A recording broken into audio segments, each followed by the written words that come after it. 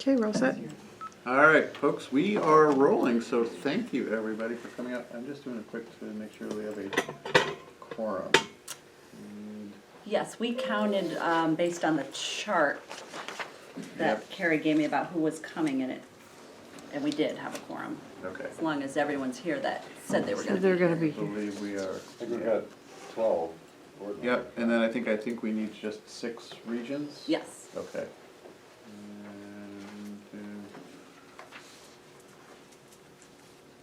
I think we were good. Yeah. All right, perfect. Thanks, everybody, for coming out. It's our last one of this year. It's the last one of Yeah. 2019. Welcome to the December meeting. I'd like to call the meeting in order and do a quick little agenda review.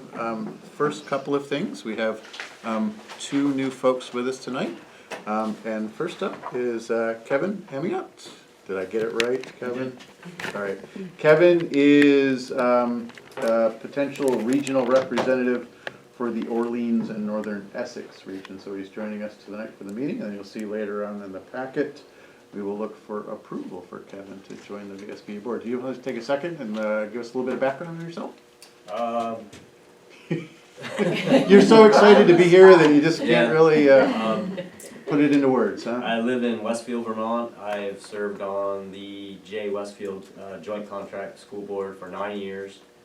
Part of the executive board at the and full board. And I have a wife of 25 years and 2 children, 1 in college and 1 a senior in high school. Perfect. Thank you so much. And thanks for joining us. I think you'll find this is a pretty great group to work with, and pretty good work that we do here as well too. So hope you'll enjoy it while you're here. And then also with us tonight is Sandra Cameron, who will be our new VSBA Director of Public Policy, officially starting her position on just before the end of the year, December 30th. Yes. Have I got that right? So I will give you a little bio, but then I will turn it over to Sandra if she wants to add anything. But she holds 2 professional educator licenses, administrative supervisor and early childhood special education.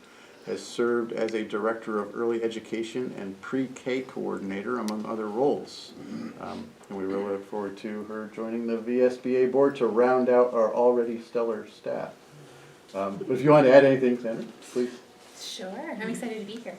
I live right in Barrie, so this is fantastic, close to home. And I met Sue and did some work with Sue in the legislature advocating for children on behalf of early education under Act 166 a couple of years ago. So I think that work that'll be a great experience to have. Yeah, I'm excited. Perfect. No, we are very excited to have you, and that puts us at full strength, I believe. Yes. So we are ready to go for the new year. So with that, I am going to move on then to the next item on the agenda, which is the VSBA strategic plan, which you see included in your packet, and then I will turn it over to Sue. Yes, I will give a little bit of an introduction so you understand what you're looking at in that strategic plan. We wanted to let you know that the VSBA staff held a very exciting and productive retreat last week. And we included the quick notes from our retreat in your packet so you could get an idea of some of the things that we were talking about. And as we discussed several different topics, we found that there was an overarching theme that was emerging, and that was membership engagement.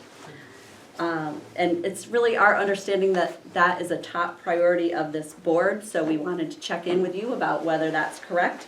A top priority being to reconnect with VSBA members from all areas of the state.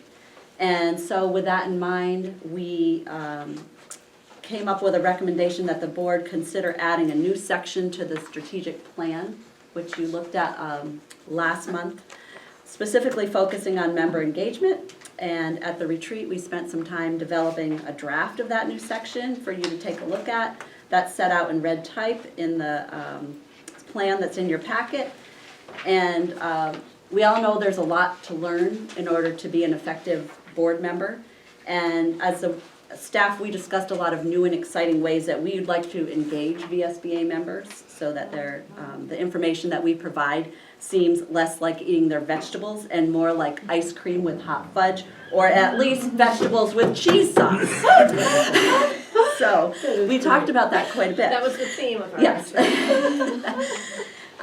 There's also a couple suggested changes to the labor relations section, which were recommended in order to update that section in light of statewide bargaining for school employees for healthcare.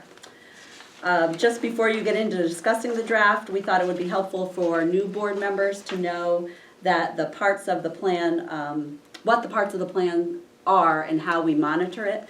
The goals are developed by the board based on the vision and mission. And then the indicators are developed by the board to measure the progress in attaining the goals. The strategies are developed by the staff, and those were not included in the plan that you looked at last month. And those state how we're gonna work to attain the indicators.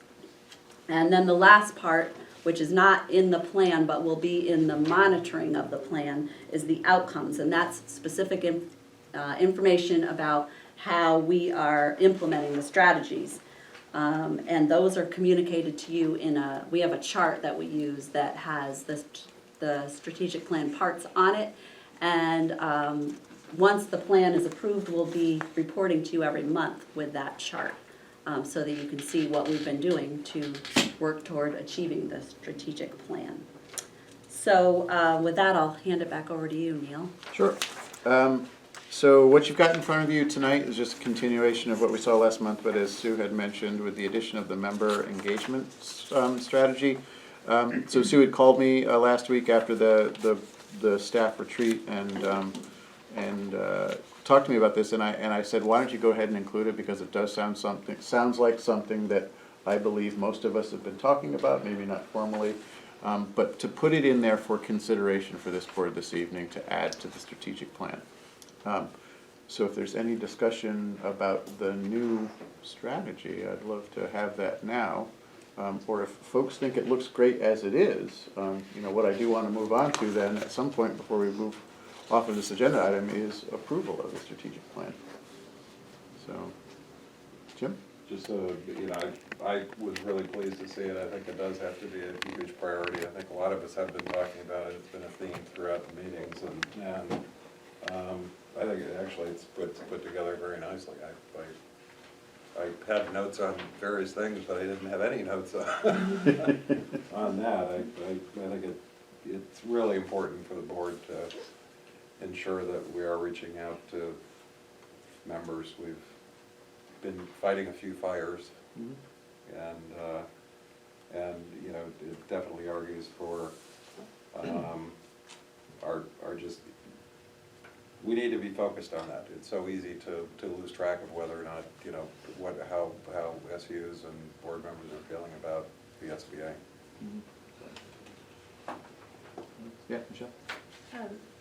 The only comment that I have is on the goal statement. I think the districts that we have that have disengaged, that are frustrated, were frustrated around not understanding how they fit into the VSBA's lobbying, essentially, advocacy work, and that's not really mentioned in the goal statement. I'm not sure how I would put it, but. Do you think it's important that we be that specific in the goal statement, or ought to add it maybe as an indicator or maybe a strategy? Only that it's not mentioned. The goal statement sort of goes over the VSBA's work in terms of helping school boards with their community work, but it doesn't talk about the work in the other direction, which I think has been more of an issue. Susan? I respect what you're saying. I think what we were talking about when we talked about the vision and mission, that really is sort of a two-pronged statement, right? So that includes the public policy and advocacy for public education and also good governance. And I guess we were approaching this from the standpoint that the associations put a lot of emphasis necessarily on advocacy of late, because there have been some real hot topic issues, and that will certainly It's been very undoubtedly active. continue. But that the piece that all school boards share is the need for good governance and understanding how to work with their communities and represent them. And so it seemed more unifying to focus on this rather than to focus, it is the elephant in the room, but to focus on that just seemed like it was going to be harder to accomplish that goal of re-engaging and continuing to engage. I think it could be simple, like the very last thing, is members see VSBA as a partner in performing their school board duties and advocating on behalf of their community at the statewide level. Because as I look at this, I wonder if section 2 on education leadership may cover some of the ideas that you have there. And what I'm wondering is, I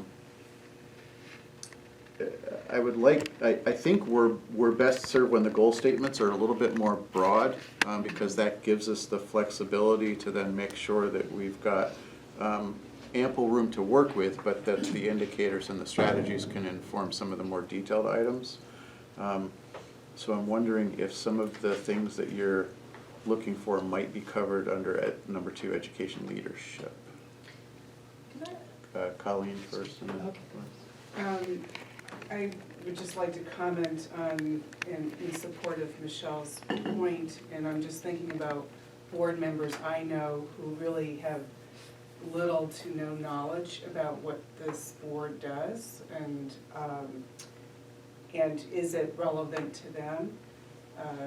People that have never, I know board members who may have been on a board for more than a dozen years and have never been to an annual meeting or conference. And I think within Chittenden South, for example, Champlain Valley School District, one of the pieces that we look to VSBA for is help with how do we fit into state advocacy with the legislature. And we do a legislative breakfast every year, and sometimes, we'll go through the materials that VSBA has. And so we would look to VSBA for what's being on the pages, what's your legislative update and so forth. So a lot of board members I know would welcome some statement about, maybe and advocacy for state policy or whatever it might be. I think for some people it's more relevant, because I do know some board members who feel we're just fine here, we don't need help locally. Lori, did you have something? Did I hear you say lobbying? Is that the word you used? I didn't, I'm looking at the vision and the mission, and I'm thinking, I don't think that's in our mission or our vision, is it? Are we lobbyists?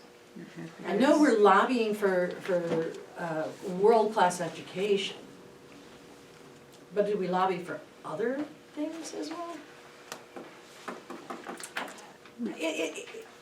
Anyway, I know the perception is, absolutely I know the perception is.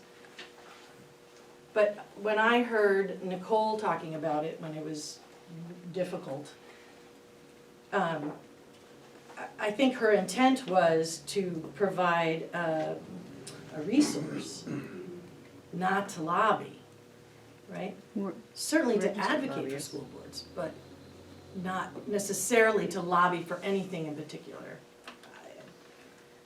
Anyway, I guess I'm throwing that out. Jim? I just, I don't know whether this fits into the strategic plan or anything, but I think it's something, I keep having a tough time. I've been one of those districts where the VSBA's position didn't match with my district's position, and we had a lot of people who were upset, not on Act 46, and something else. And I think we've, in any case, I think, you know, we use the term elephant in the room, and it's still there. We do have to figure out a way, as an organization to, you know, to have the discussion about,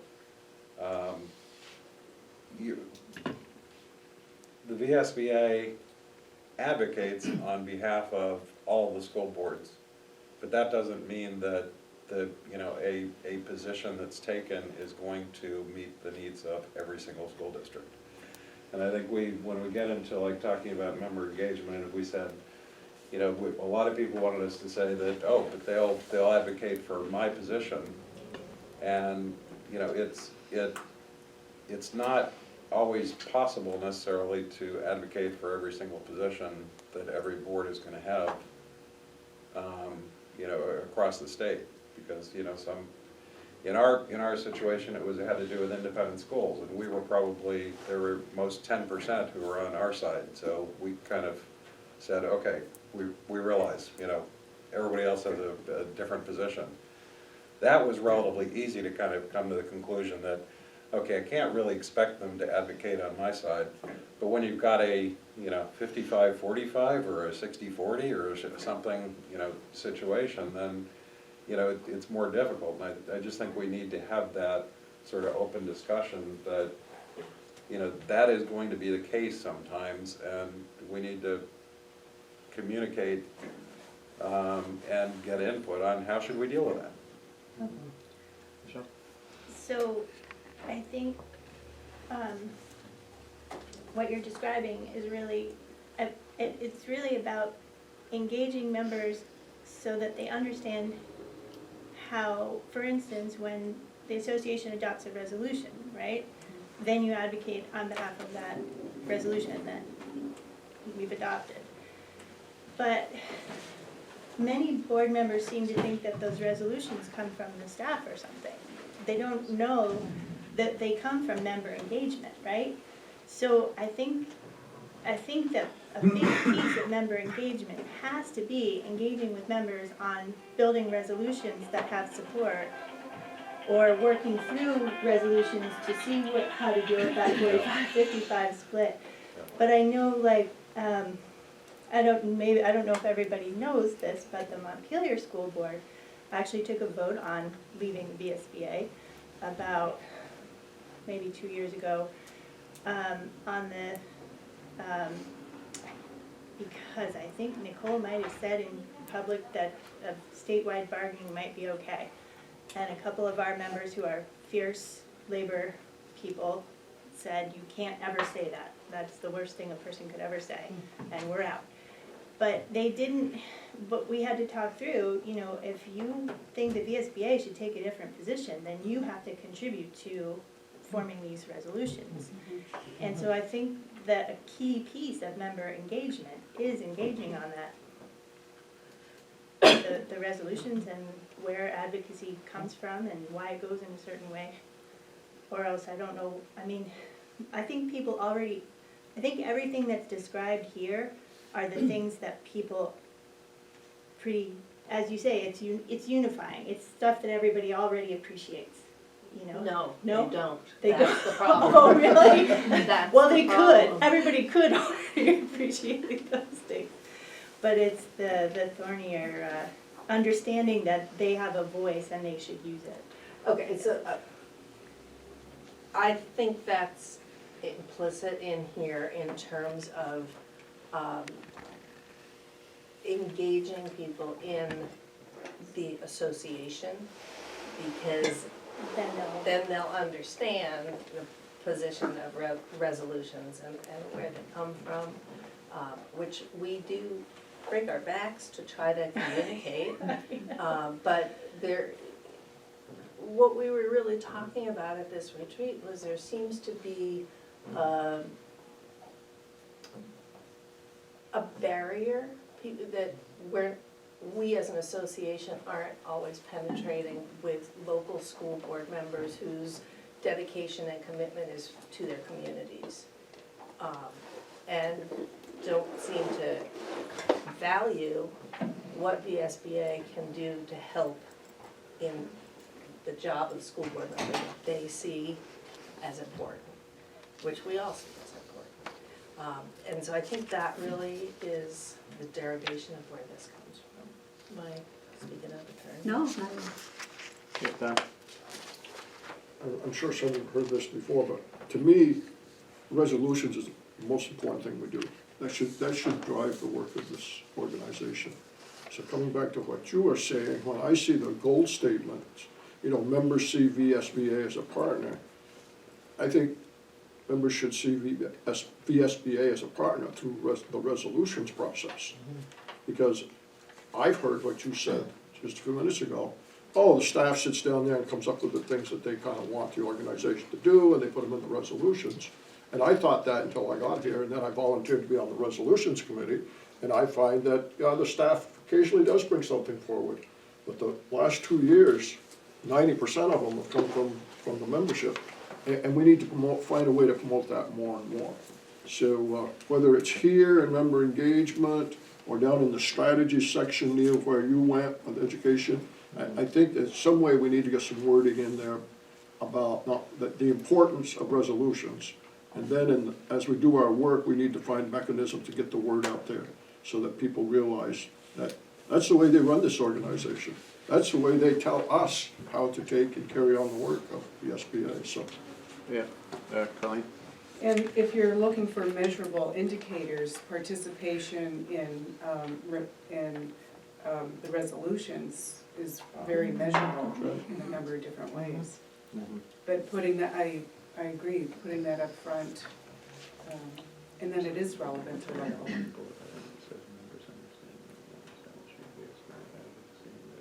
Yeah, that's good. And we could use Colleen's suggestion as well for an indicator. Yeah. So based on what I'm hearing, a suggestion that, so for number one, member engagement under the indicator section, so rather than modifying the goal statement, I'm wondering if we added a bullet item under indicators that said, possibly, members understand their role in establishing VSBA advocacy and guidance. Might that address some of the things I was hearing? Through resolutions. Well, do you want it actually to be explicitly through resolutions? I mean, No, you it know, I doesn't think have there are to other be. vehicles to gather that membership There input. There but- are, it's just, Yeah. I don't feel that strongly, I just wanna make sure we throw out these terms like advocacy. I think it's good there, but somewhere in the document we have to tell people how that comes about. Well, And so to be maybe clear, not- so under section 2, education leadership, there is a bullet item under indicators that VSBA resolutions and actions affect legislation and policy. We might be able to add to that to let folks know that those resolutions are the result of, member submitted resolutions that are, voted for and approved at the annual meeting. Colleen, did you have I'm wondering how you would measure understand. And so, what are the things that we can count? We can count how many districts submit resolutions for consideration. We can count how many people show up at the annual meeting and have for discussion about. How many people attend our webinar on resolutions every year? How many people watch the YouTube videos on our resolutions every year? We can count those kind of things as direct participation. Yeah. Good. Engagement in the resolution In the process. process and contributions and so forth. Because I do, I'm very new to this, and someone told me when I was getting on this board, you might want to be quiet for the first year, and that's really hard for me, so. Oh, no. You're among friends, don't worry. So I think the resolutions piece is really central to a lot of the work that comes out of what we do. And they definitely have an impact on our kids in the state. And so I would really advocate that throughout the strategic plan, there is some common threads related to resolutions, perhaps. Okay. And I mean, if we highlight that we are the best connection to the state, maybe some of the districts that are not happy with that might realize that that's their best shot to get their views across. And I mean, I'm sure all lobbyists are pure of heart, but the Sierra Club is a lobbyist, and I'm sure they disagree on some things as well.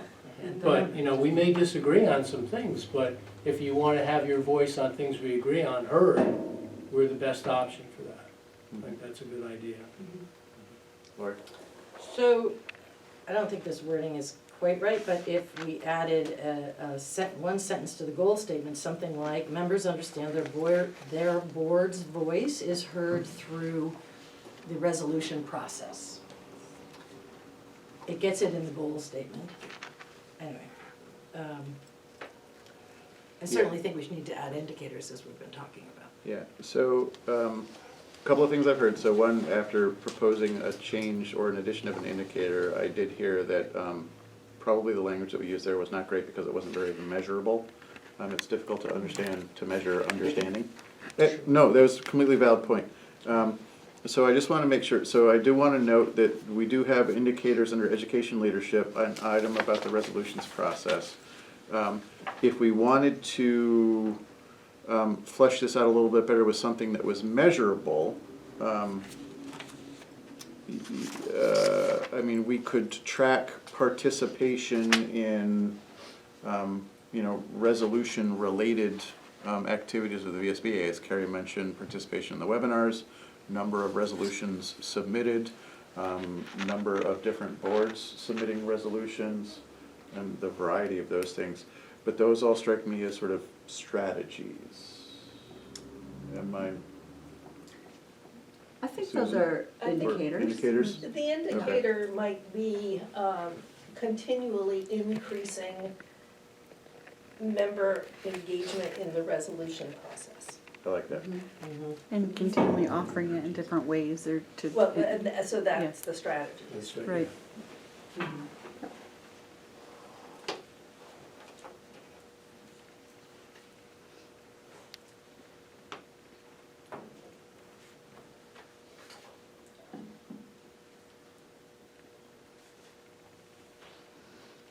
We're both writing, I hope we're both writing the same thing. Continually increasing member participation in the resolution process. I like it. And did board members have a preference as to whether that's included under member engagement or education leadership? Does it matter to folks? Member engagement. Member I think you put it in member engagement. Okay. All right, so if we're okay with just a general head, anybody opposed to adding that to the member engagement section for indicators? Michelle, do you think that captures what you hope to? Good. All right. Any other comments, either on the member engagement or any other parts of the strategic plan? Kevin? Well, I'm sure it's gonna be anticlimactic, but, in section 5, which is labor relations, bullet number 6, talks about workday and professional development provisions and contracts reflect the needs of students in the profession. I would suggest that we drop in the profession and just leave it that it reflects the need of the students. And the reasoning for the drop? Any professional development should be established, set up, encouraged for the outcomes of the students, not necessarily the profession.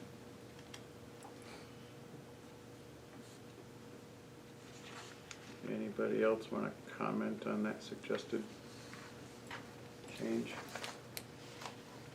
Colleen?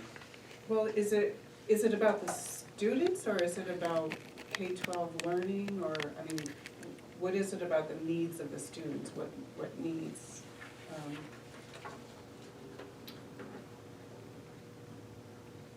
I don't know, do other districts have statements in their, anywhere in their policy related to professional development? And I wonder if this is a parallel construction to what we have in our VSBA model policy related to professional development. Is there a VSBA model policy on professional development? There's a model policy, yes, on professional development. I don't think this was mirroring that.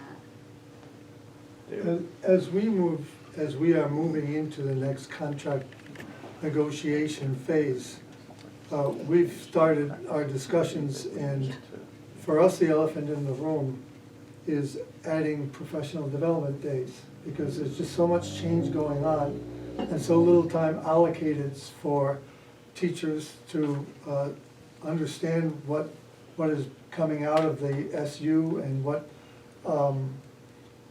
they all want to collectively accomplish. so that they can be better teachers.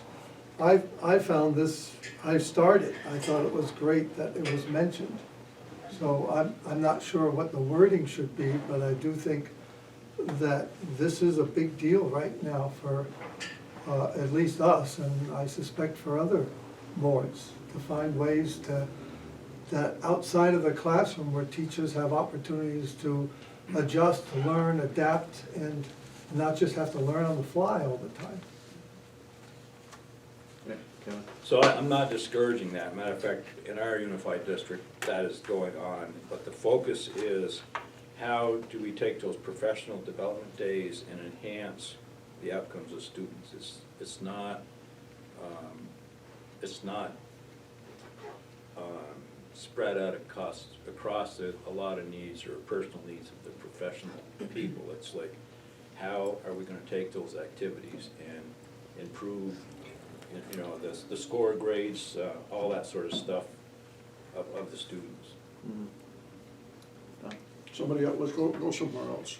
No, I would just hope our overall goal is for the students, but if the administration has found, for lack of a better term, some holes in the experience of the teachers, reflected in this, in how well the students are doing, they may find a need, hey, we really need to add this to our professional development. So it's for the teachers, but ultimately it is for the students. I mean, I think it'd be a good thing to leave it worded as is. I don't think there's anybody in the room who doesn't support professional development, and if you've been around as long as I have, you've seen it start from very little to very much. But I have, sitting here, last night we had negotiations, okay? And it seemed like the other side, when it came with the language, there was a lot of more time within the school day to meet, planning time, and fewer activities in the evening. I mean, most of the language focused on more professional development for teachers, their proposal. And as we had a caucus, we talked about it, it was like, the board is interested in results for students. And if getting a sabbatical or more planning time during the school day gets you there, that's fine. But our job is to make sure what you're doing is for the students. So I like what Kevin says, because I think there's separate issues here. I don't think we're saying that we don't want professional development if we take out "and the profession." I think we're all on board, from what I've heard here, with the professional development. But at the end of the day, I want to make sure if we're paying for something for professional development, that in the end, it's going to result in better education for the students. And I think that's what I heard you say. Yes. Yeah.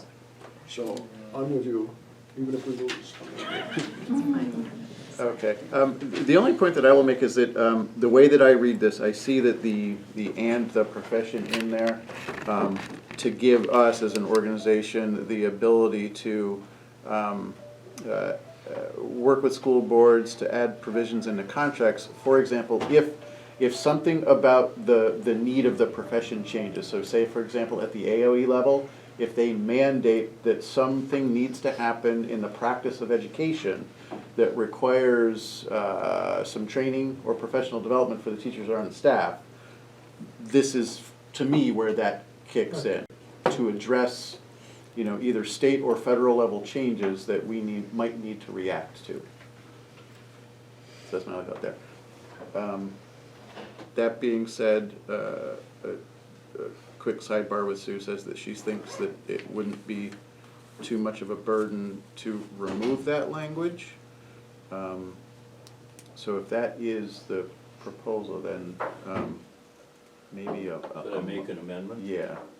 Okay, so I'll amend that we take section 5, labor relations, bullet number 6, and drop "and the profession" at the end of that sentence. Second. Okay, remember whenever you make a motion, you say your name and your region. Oh, I'm and sorry, then- Kevin Hansen, Addison. Lori Childers, Addison. Thank you. Any further discussion on that motion? All right, all those in favor of the motion to strike the language, please say aye. Aye. Aye. All those opposed, nay? Nay. All right, let me do this again, but by a show of hands. All those in favor of the motion to remove the language, can you raise your hand?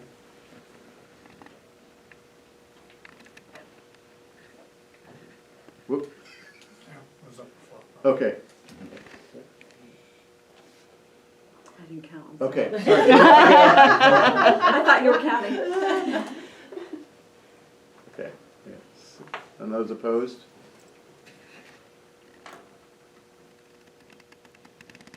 Five. Yeah. So the motion does not pass. No, sorry. Motion does pass. All right. So we will strike that language. Any other discussion, comments, changes to the strategic plan? Colleen? I'd like to make a motion to amend that same statement, reflect the needs, instead of reflect, are directly linked to student performance goals identified in the annual action plans. Something like So that. recommend a change to the entire line? Professional development provisions in contracts, and I'm borrowing from a statement that we have in our district, are directly linked to student performance goals identified in the annual action plan. All right. Are you going with just the, are you gonna make a motion? Is that the motion? That's the motion, is Okay. to amend the language. Okay. Colleen McKinnon, Champlain Valley School District. Do we have a second for that? Chittenden. Chittenden Regional Rep. Chittenden, I'm sorry, I'll get it right, thank you. Chittenden Grand Isle. All right. You sure this time? Pretty sure? Someone will correct me if I'm not. All right. Until next year. I count on it. Is there a second for that one? I'll second. Lori Childers Addison. All right. Discussion? I need to have it repeated for Yeah, me. Yeah. You wanna repeat that language again, Oh, Colleen? I know. What's an action plan? I mean, I know what an action plan is, but it's not a term I'm familiar with, and I've been on the board a while, so. Well, my understanding is every district in the state has formal action plans. Perhaps not everybody does. And This is not a term I mean, so in our districts, in our schools, we moved to having early release days on Tuesday. And we spent a few years trying to tighten up the professional development, how professional development money was spent. And we wanted our professional development to be focused on the work of the school. Because it used to be at one time, people could just take their credit dollars for courses and go wherever they wanted. And we wanted to really, as much as we could, focus it on the work of the school, the direction that administrators wanted to go. And so into our contract language, our professional development, it's always going to be a place for conversation. So within our policy for the district, we have a professional development policy. And so the language is linking professional development to student performance goals identified in the annual action plans. okay, we call it a continuous improvement plan. Whatever. Yes, but we can't Yeah. use language, right, that is confusing, is all I'm saying. Right, That's- right. And when you said action plan, I really, I like the idea. The word is difficult. Because then I think it addresses the points of both, it's focused on the students and also focused on the profession. I mean, could we say educational quality standards? That supports, I mean, is that too rough? Well, so the only thing that I will say here is that I get a little worried that we're getting a little bit too detail specific in the strategic plan here. So you'll notice that there's a sentence that was just before this that was previously struck. And the sentence that is currently replacing it, the sentence in red, actually appears to be a bit more broad than the original sentence. And so I worry we may be actually going in the opposite direction of where we really want to go in these. So that the indicators are broad enough to give staff guidance on how to provide assistance to school boards, but not so prescriptive that we end up with every board in the state having to do the same thing, or at least the VSBA telling them that they have to approach this a particular way. Colleen? I'd like to withdraw my motion. Thank you, that's a very good point, and Okay. it's dangerous to get too wordsmithy. I didn't mean to. No, that's a good point. Okay. So I'd like to withdraw my motion. Okay. Any other comments, motions, suggestions related to the strategic plan? You know, I have a question, and only because this came up recently in our district. But if you go under strategies, what do we interpret compensation to be?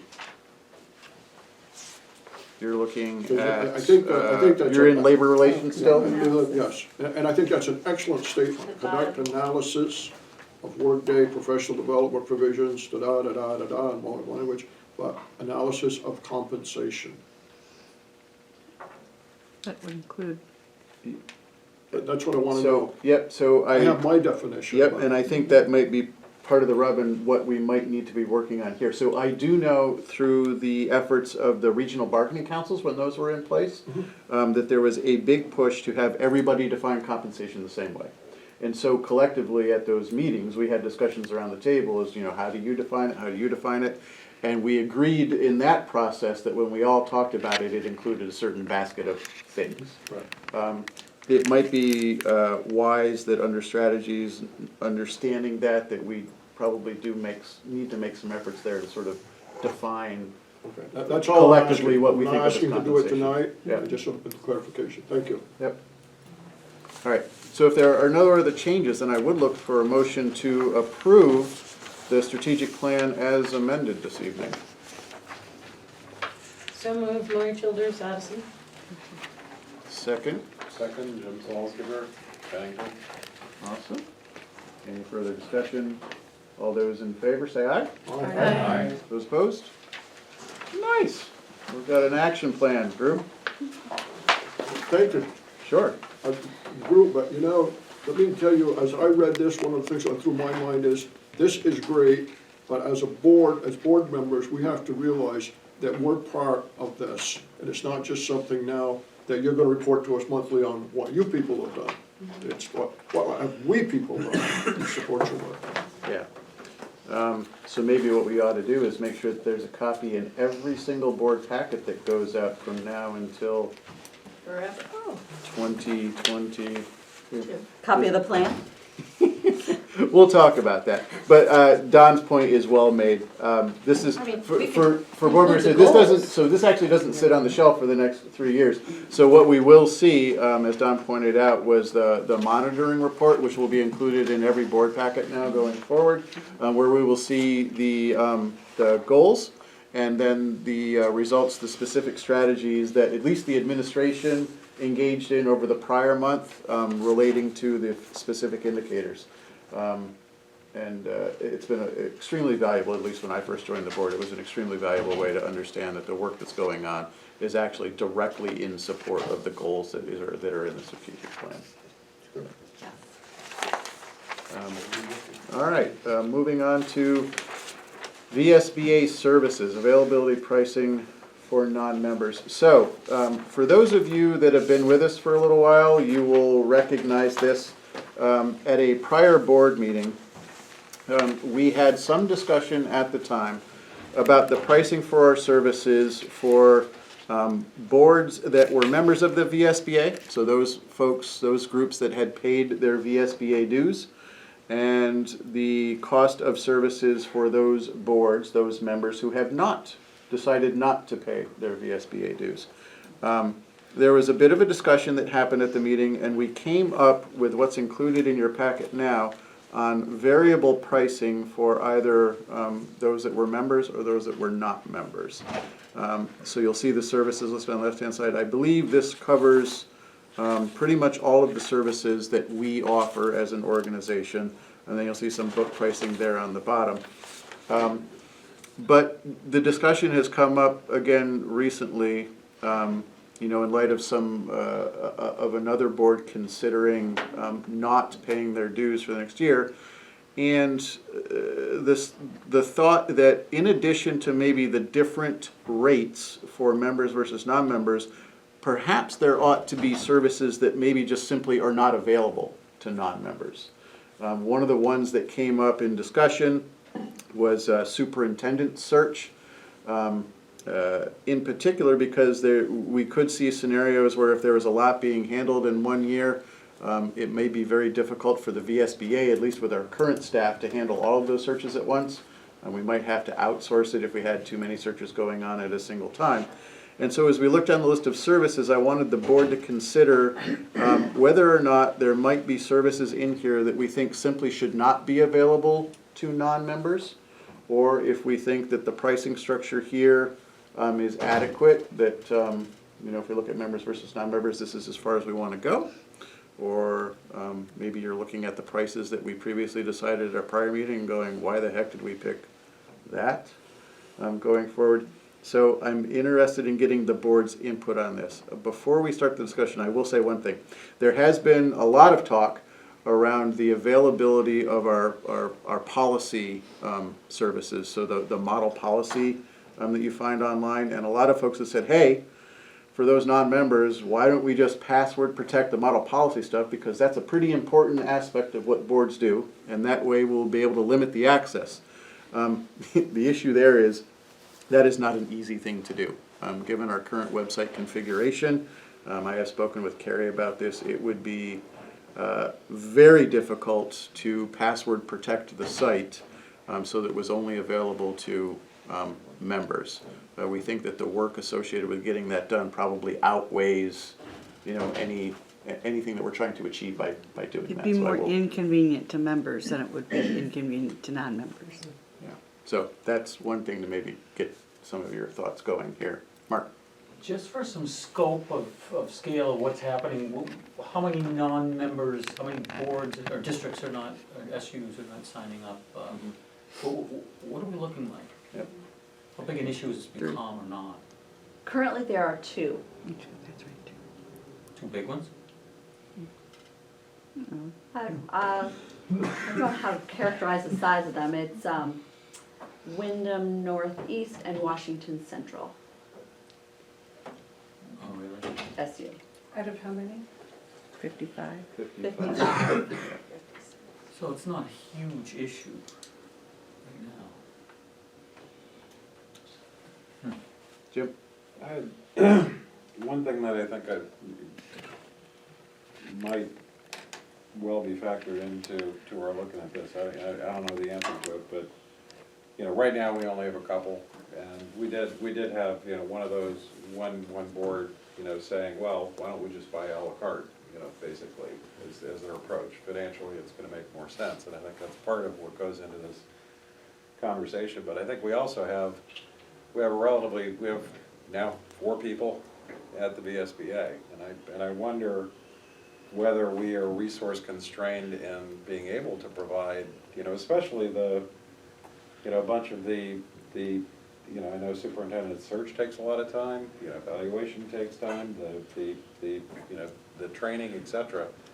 Are there some services where honestly, you know, we're a little tight on capacity as it is, and we might, you know, that might actually be a reason for, you know, either making it not available or making it for, if you're a non-member, that it's, if you know, if we can fit you in. Contingent on staff time. Yeah, because I don't know what the supply-demand dynamics are right now, essentially. Go ahead, Mark. The issue of looking at it product by product, though, is not fair. I mean, you're providing lobbying. I mean, there's a whole scheme of things that are being provided. And for them to say it's cheaper to do it à la carte, that's just wrong. That's got the wrong idea about how we should be operating. Agreed. Okay, I mean, I'd hate to hear that argument from them and not make the spiel back. There's much more that we do. Which I think that argument just, you know, that argument was made, but, you know, Okay. but it was still getting some traction with that board, you know, it seemed. Right. And if we make it, you know, okay, here are our rates, and this is, if you're not a member, then this is what, then we're kind of playing into that a little bit. Yeah, I hate to do that. Colleen? I'm wondering if some of these, if you considered variable rates, you know, for example, superintendent evaluation, what's the scope of the work? Is it like $1,000 to $5,000, depending on what it is that, you know, the kind of work that's done, or, I don't know if you've had that conversation. Did you look at variable rates for some of these? at the time that we set the member and the non-member, no, I don't recall that being part of our conversation. And quite honestly, this was only done recently because up until, recently, I don't think we really had much of a worry about, how much are things gonna be for folks that are non-members. I just don't know how much time, is there a typical time? We have a contract for our superintendent evaluations, our superintendent searches, and within the contract, it specifically says exactly what we're gonna do, so, so it's always the same amount of, Okay. The scope of same service. expectations, Scope is the same. How many superintendent evaluations did we do last year? a lot. A lot of evaluations. What do you think, Carrie? We probably did 5 last year? I think we did 5. Fairly time consuming. Yeah. Yes. As I looked at it, worked through it before, I liked it. If I was gonna strike anything, I'd strike the superintendent search and the superintendent evaluation. That takes, I think, the pressure off our staff and just say it's not available for those 2 things. For non-members. Is that what For you're saying? non-members, for non-members. Yeah. We might get one more, but I mean, if everybody's busy and, let people search elsewhere for those things, because you probably a superintendent search, you might not get any for 3 years. Then you might get a couple, but you never get 2. I don't think it's gonna be a groundswell of people to get out of the SBA. Yeah, it is, those are very time intensive. Right. I think that makes some sense. I think, also there's the blank here of annual conference fee and whether or not non-members can come to the annual conference or not. Mhm. Yeah. And we don't decide the fee for the annual conference either. It says $200 in there, but it's a partnership with the VSA. For, what I was thinking for that blank for the annual conference fee is like double the cost. If you're a non-member, it's $400, assuming it was $200, or something like that, because typically when you're a member of an association, you have a discount if you're a member for a conference, and it's a significantly increased price if you're a non-member. But I think one of the tough things here is, you don't want to be seen as, if you don't join, then we're gonna try to figure out a way to make it really hard on you, because we actually have a responsibility to help all school boards be successful in the state, so, Yeah. this. But they have a balancing responsibility act. back Yeah. to invest in everything that we're trying to do. True. And I think this really opens up a la carte pricing. I don't know why, yeah. Yeah, David? David Chandler, Bennington. I think the idea of making the annual conference double the price, to follow on to Jim's comment, at what point are we trying to show people what it is that we do and why you should join?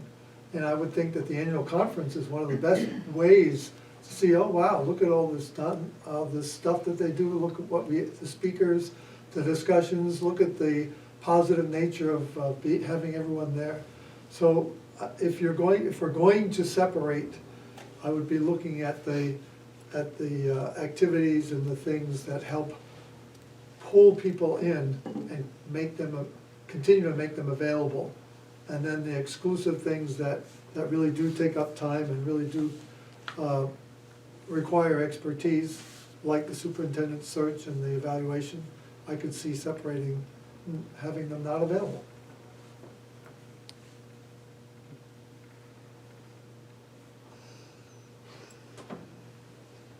Do we know why these 2 districts are not participating? Do we have any handle on that? Oh, yeah. Yeah, I mean, what it boils down to is really disappointment over the VSBA's position on Act 46. So just before Thanksgiving, Sue and Jim and Adrian and I went to Wyndham Southeast, which is Southeast. a 3rd one. Yep. Yeah. They had at a prior meeting, we went to an SU meeting the week before at one of their SD meetings. That SD voted to not pay VSBA dues. One of the things that, from watching the videotape from that meeting, there were a lot of reasons given for not paying the VSBA dues that were just factually incorrect. So a lot of statements were made against the VSBA and the organization and how we operate that just simply weren't true. And so the four of us went down to the SU meeting to sort of correct some of those things that were mentioned at the SD meeting. And we do know that SU is going to bring that up for consideration Tonight. It's actually tonight. Tonight. It was, they originally planned it to be next week, I think, but Okay. noticed that it's on their agenda for tonight. My Yeah. point being that, do we think that's gonna change over time? That issue's a done deal, and so. I wish I saying had let's a, not tick them off more? yeah, I wish I had a crystal ball. I mean, I think, from my position, it's one thing to say we disagreed with the VSBA's position on Act 46, and that is the reason why we're not paying our dues. But when the conversation sort of steered in the direction of saying all of these other things about the VSBA that I just felt weren't factually correct, don't make those other things the reason for not joining us. Let's just say it was Act 46, right? Now, we're doing, I think, collectively our best to try to address those concerns. The regional outreach is a huge piece of it. We just talked about member engagement earlier tonight. We realize that there's some work that we have to do in this area. But there are a lot of great things that this organization does, and I didn't want a false narrative to get out there about those other things. Okay, and I think you're right to, kind of make a differentiation here in services, but if we want them back, further cutting off more stuff, are we hurting ourselves, in getting them back? Right, understood. And this is something we can change next year, if they don't come back. But Yeah. So looking at the clock and getting a sense of things, actually, I'm just going to back up for 1 second. How many people think that we should have a different pricing structure? Just through a raise of hands. Well, really, what's it, Mark Nielsen from the Moyle? Yep. What are these services, I guess my question to you is, what are these services really, really worth to the staff and to the whole organization? If they're worth a ton, then you charge a ton. If you wanna take people, my first thought was, okay, you've got membership stuff, that's the price you get for that. Anybody that doesn't wanna be part of it, now you're on a first come, first serve and availability, and here's what the price is for that. So, do we wanna change the price structure? What's it worth? That was my question as well, is how much does this revenue matter? I think at this point it's probably, we're only talking 2 SUs, right? When you say revenue, you're talking about the membership fee that they pay, or the revenue for these services? For the services. Okay. Well, I guess just Tara Sweet, would it be the revenue you're losing out on based on what you can make, to make up for that with the non-member rates? I am pretty sure at the time that the board discussed this, that the increase in the non-member fees was not a means to correct the loss of dues that we were looking at. That wasn't the primary goal there. But does it cover the actual cost of your? Well, I think it would depend on whether or not they avail themselves of the services, right? Yeah. But in the instance that they did, do these rates reflect adequate revenue to cover at the time? I think we would have to come back to you in the next meeting with an analysis of that. It's pretty complex, especially because there are some of the services on here that are, we have a grant from VSBA that supports our policy service, and so sometimes the rates that are on here do not really reflect what the time that we actually spend on it, because it's subsidized by that grant. Does that help? Yeah, sort of the clarifying question, I think, is whether these are sort of arbitrary increases just to have a differential rate, or whether these are increases that actually reflect a cost to the organization. Well said. What I will say is, to the latter part, we don't know, right? So I don't know. But what I say to the firm, I don't necessarily think that the raises were arbitrary. I think that the sense from the board at the time was these are valuable services to the membership, right? Mm-hmm. And does it make sense that somebody who has paid their dues should be charged the same amount as somebody who has not paid their dues to the organization, right? So I guess I would push back a little bit and say, I don't think the raises were arbitrary. I think it was intended to recognize that the services that we provide are of value, to the boards that consume them. And if you're gonna choose not to pay your dues, then, you should expect to pay more for the valuable services that we offer. The other thing that Carrie said is the two big items are contractual, so, she's gonna charge $250 an hour and say you're getting 8 hours, so that's just a fee that's already built into a contract. So those are good numbers on the two big ones. And the others are kind of small potatoes. But I would vote for higher for non-paying. Yeah, so to be clear, the numbers that you see in this grid already were already previously approved by the board. I think tonight I was looking to find out whether or not we thought that there were some services that simply shouldn't be available, in addition to the ones that we've already got listed here, or if there was some appetite to entertain changes to the pricing structure. I will say, taking a look at the clock and not getting a real good sense of where the board sits on this right now, my inclination is to see if folks were interested in possibly putting together a committee to study this a little bit further and to come back with recommendations. And, sorry, go ahead, Carrie. No, I was just gonna say that as a staff, we talked about this for a good amount of time as well. Mhm. And what we were talking about possibly just saying that the fees are double except for superintendent search and evaluation. And it would be much simpler, just that non-member fees are double instead of different amounts for different things. Mhm. But limiting the search and Eliminate, evaluation yeah, to members only. right. That was part of that same conversation, All right. because of manpower And it's, limitations. and having it, for a non-member, it's, if we're available, if we have time. Because if members want it, they get it first. Plain and simple. So do you need a motion, or is this something? Well, I think what I would like to do is, I'm still not getting a warm fuzzy that everybody's on the same page on this one. I think I'm gonna table this for a future meeting so that we can continue the discussion, since I didn't get a whole bunch of folks that were really jumping forward wanting to work on a committee about this one.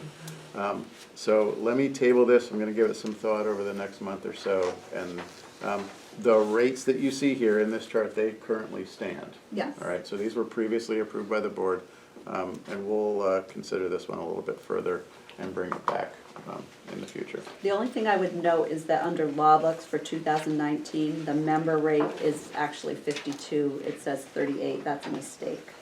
Should be 52. It should be 52. Okay. Just when you thought you were getting a Christmas present, you could get your law book for super cheap tonight. The price just went up. Done. I hate to do this because I agree with what you're trying to do, but this superintendent search, if we just leave this until January, anybody's gonna do a superintendent search is gonna be doing it fairly soon. So, do we wanna stay in that game? I guess we do. But I did hear a couple of people besides myself saying maybe if that's, putting a demand on our staff, and we're bringing in a new person to hopefully do some different things. So I agree with you, but I wonder. Well, I could entertain just that one item tonight. We've got two districts now and a maybe district out there. Are they in a superintendent, losing a superintendent situation? One Any is. of those? They are. One is. So it's relevant. So we can pull that, if you wanna talk about just that one piece right now, Well, I don't wanna drag it out, but as I thought here, thinking of, when we did our superintendent search, if you're not going on it pretty soon, you're not gonna be searching. Yeah, Colleen? And I'm just wondering, for the VSBA, is there any value in conducting a superintendent search for a district that's not part of the VSBA, let's say, just to stay in the loop of who's out there and so forth? Or is it just too much time? The only factor that we talked about at retreat is if we are not going to make that service available to non-members, there's a risk of somebody else coming into the state that then becomes our competition. That said, we have 55 superintendents in the state, and the turnover is not enormous year over year. So they're probably more lucrative states for that party to explore.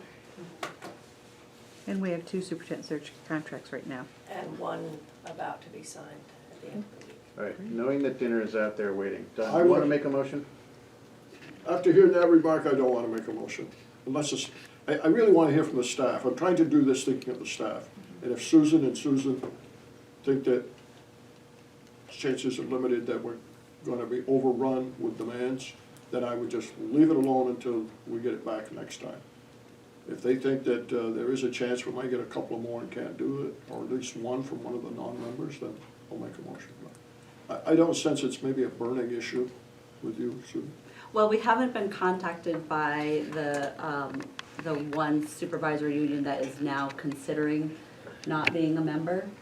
They do have a superintendent that's retiring in June, and they have not contacted us at this point. But they, in their meeting notes, mentioned the possibility of coming to us for that regardless of their membership status. Yes. We also know that another one of those that has left us, at least for this year, also is undergoing a superintendent search. They have not reached out to us, and I don't expect they will. All right. So would you appreciate a motion, or would you figure I'd better shut up and just go in?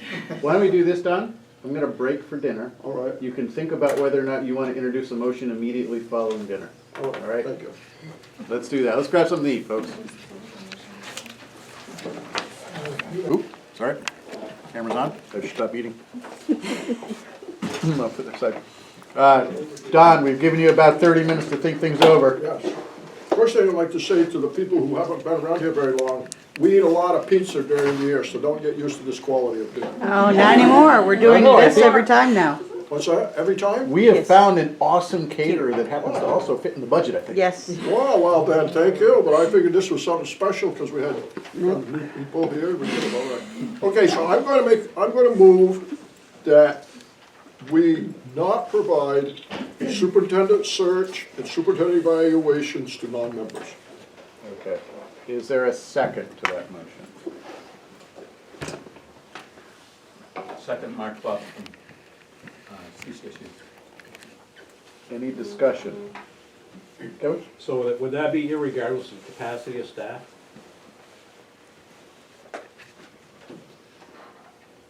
Okay, why I said non-members, there might be 2 or 3 opportunities, and my concern is, and I talked to Susan also, if we committed to a non-member, say in January or February, and then a member comes to us in March, we might not have the staff really to do it, or really put a burden on the staff. So that's my rationale. And I'm not gonna cry if this gets voted down, but I really think in respect to the staff, I don't wanna put them in a situation where they don't feel they can do a quality job. Understand. Anyone else? Next year we can change it. All right. Seeing no more discussion, then I'll look for a vote. So all those in favor of the motion to remove superintendent search and superintendent evaluation availability for non-VSBA members, say aye? Aye. All those opposed?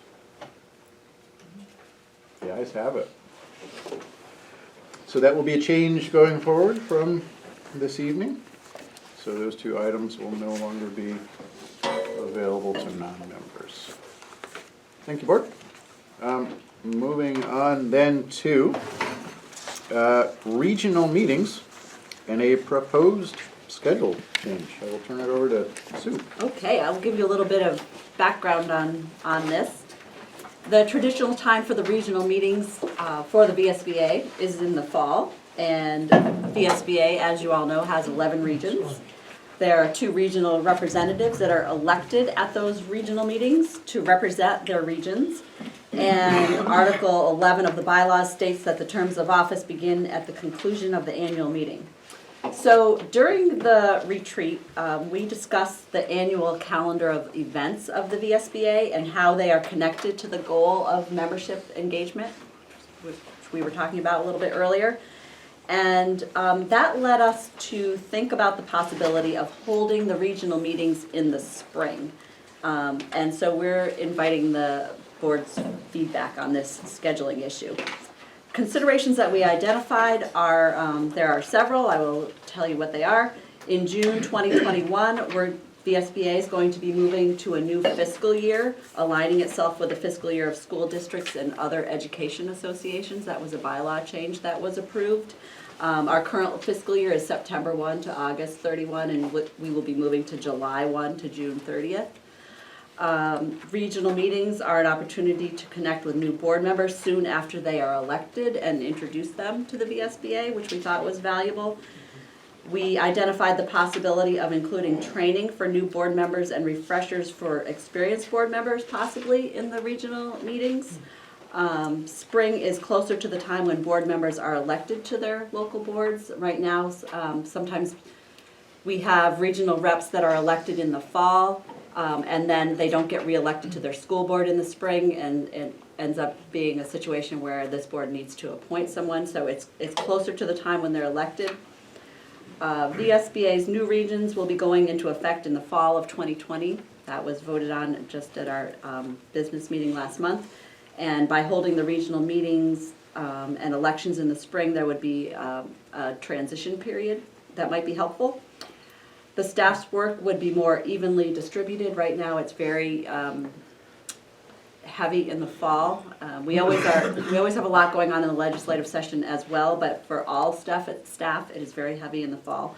And VSBA business and educational opportunities could be more evenly spaced out rather than concentrating all of it in the fall. Right now we have the VSBA regional meetings, we have our conference, there's a lot that happens in the fall.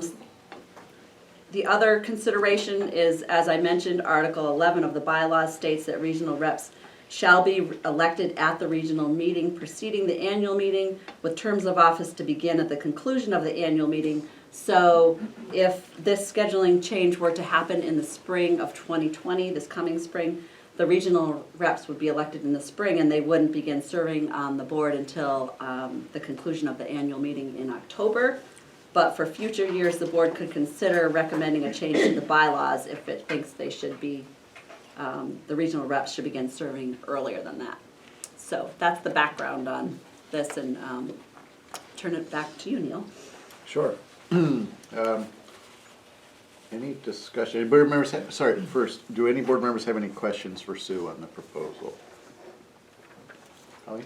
What's the downside of not doing it? You made some very compelling arguments for it. Is there a downside? Well, one of the downsides is that we would have to change the bylaw, might have to change the bylaws to change the time when people would start serving.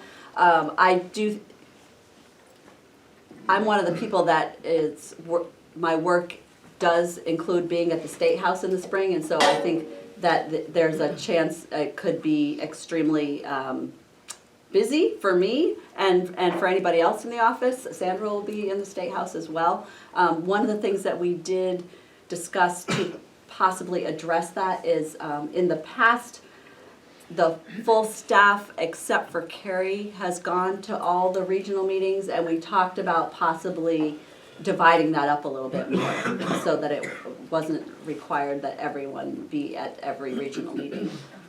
We also talked about scheduling the earlier regional meetings, which might conflict with legislative session, closer to Montpelier. Oh, So that we don't have to be going to hither and yon while still covering the State House. Yes. You know, the one, to some extent, I think we've used the regional meetings, a few times to kind of get resolutions going. So there's that gap in time, could be, because the resolutions are gonna be voted at the, no?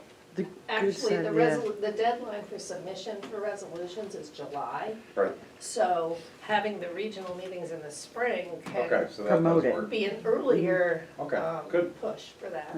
It'll promote the resolution, we'll have time to promote them live more before September, which is when they're already set.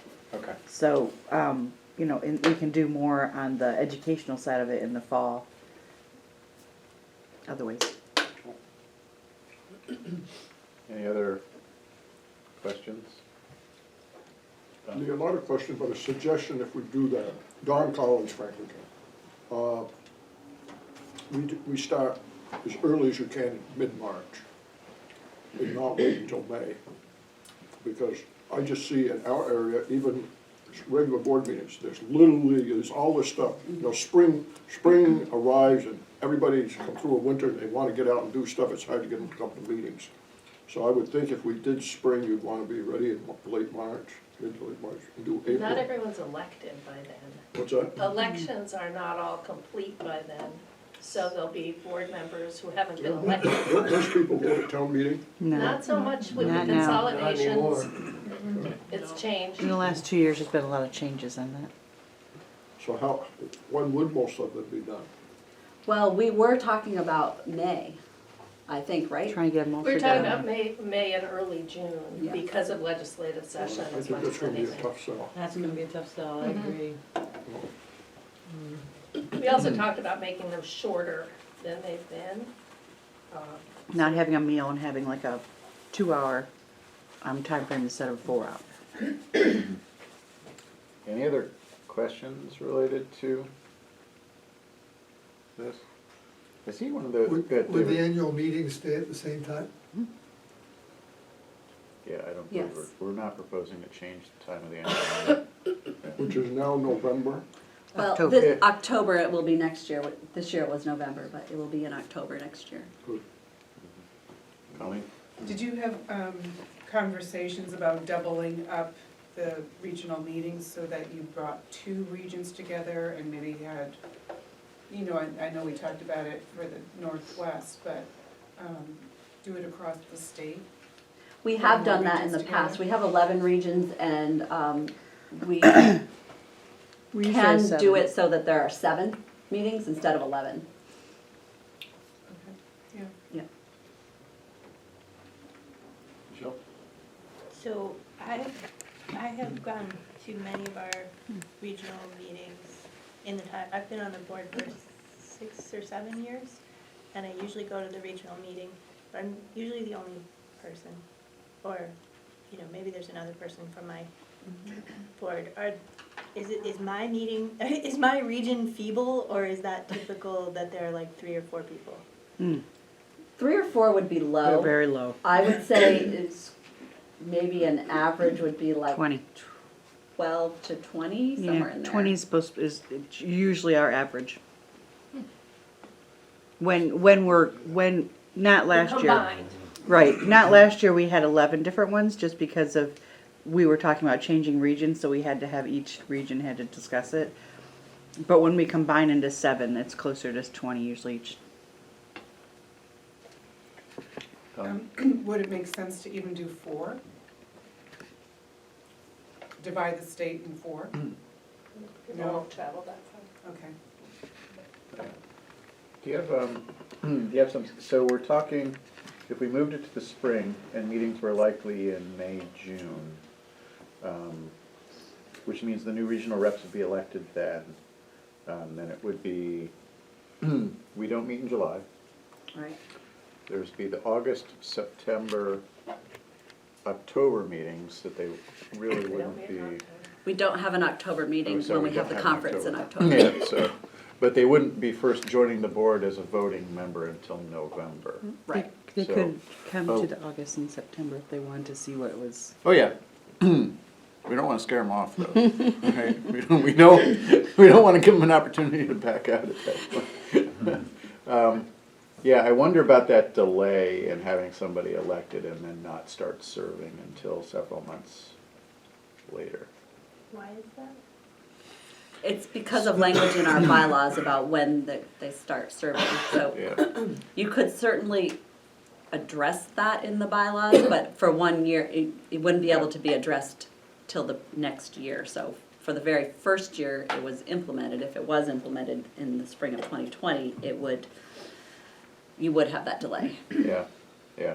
So I think, yeah, I mean, it would, I think in order for this to really work well, there would be a bylaws change, but as Sue points out, there would be a delay in putting that effect if we wanted to then move the meetings to this coming spring.